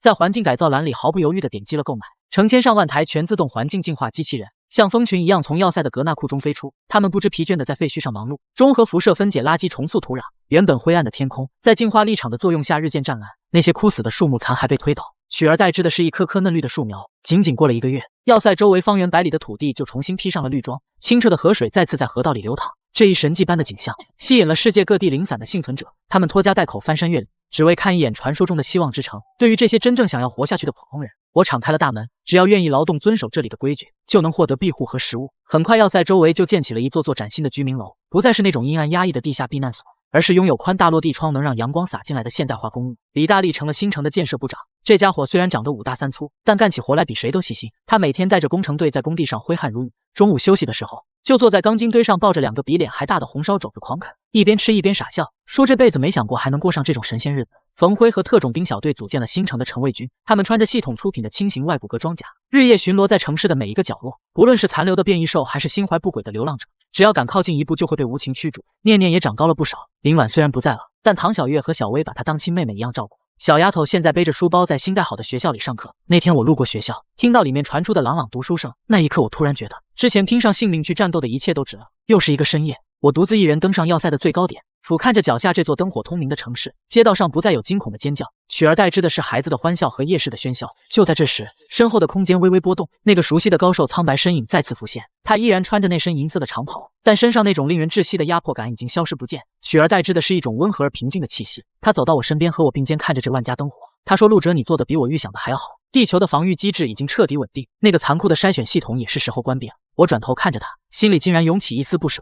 虽然他曾经像个恶魔一样逼着我们在生死边缘挣扎，但也正是因为他的冷漠，才逼出了人类骨子里最坚韧的求生欲。我问他接下来要去哪，还会再回来吗？苍白男轻轻摇了摇头，他的身体开始化作无数光点，缓缓消散。他说：“我的使命已经完成，这颗星球不再需要一个冷酷的监工，未来的路要靠你们自己走。但我会化作山川河流，化作风和雨，永远注视着你们。记住，只要人类不放弃希望，我就无处不在。”随着最后一个字落下，他的身影彻底消失在夜风中。与此同时，我手腕上的系统界面也发出最后一声风鸣，所有的任务栏全部清空，那个曾经时刻悬在我头顶的倒计时彻底归零，只留下了一个具有永久使用权的兑换商城和要塞控制权。这是地球意志留给守护者最后的礼物。我深吸了一口气，感觉肩膀上前所未有的轻松。那些被丧尸追赶、被异人围攻、被外星母舰压顶的噩梦，终于在这一刻画上了句号。唐小月和小薇拿着一件厚外套走上露台，轻轻披在我的身上。他们笑着问我在看什么这么入神。我握住他们的手，指着远方天际那颗最亮的星，我说在看我们的未来，那里不再有杀戮和恐惧，只有这漫长岁月里最平凡也最珍贵的安稳。张凯在楼下大喊着让我下去喝酒，说是李大力又烤全羊了，要是去晚了连骨头都不剩。我笑着应了一声，搂着身边的爱人转身走下高塔，走进那片属于我们的充满了烟火气的人间。这不再是一个关于生存的故事，而是一个关于生活的新篇章。而我陆哲，这个曾经的顶级房主，现在的城市守护者，也将在这片新生的土地上继续书写属于人类的传奇。只不过这一次不再需要系统的机械音来提醒，因为每一天的日出就是最好的证明。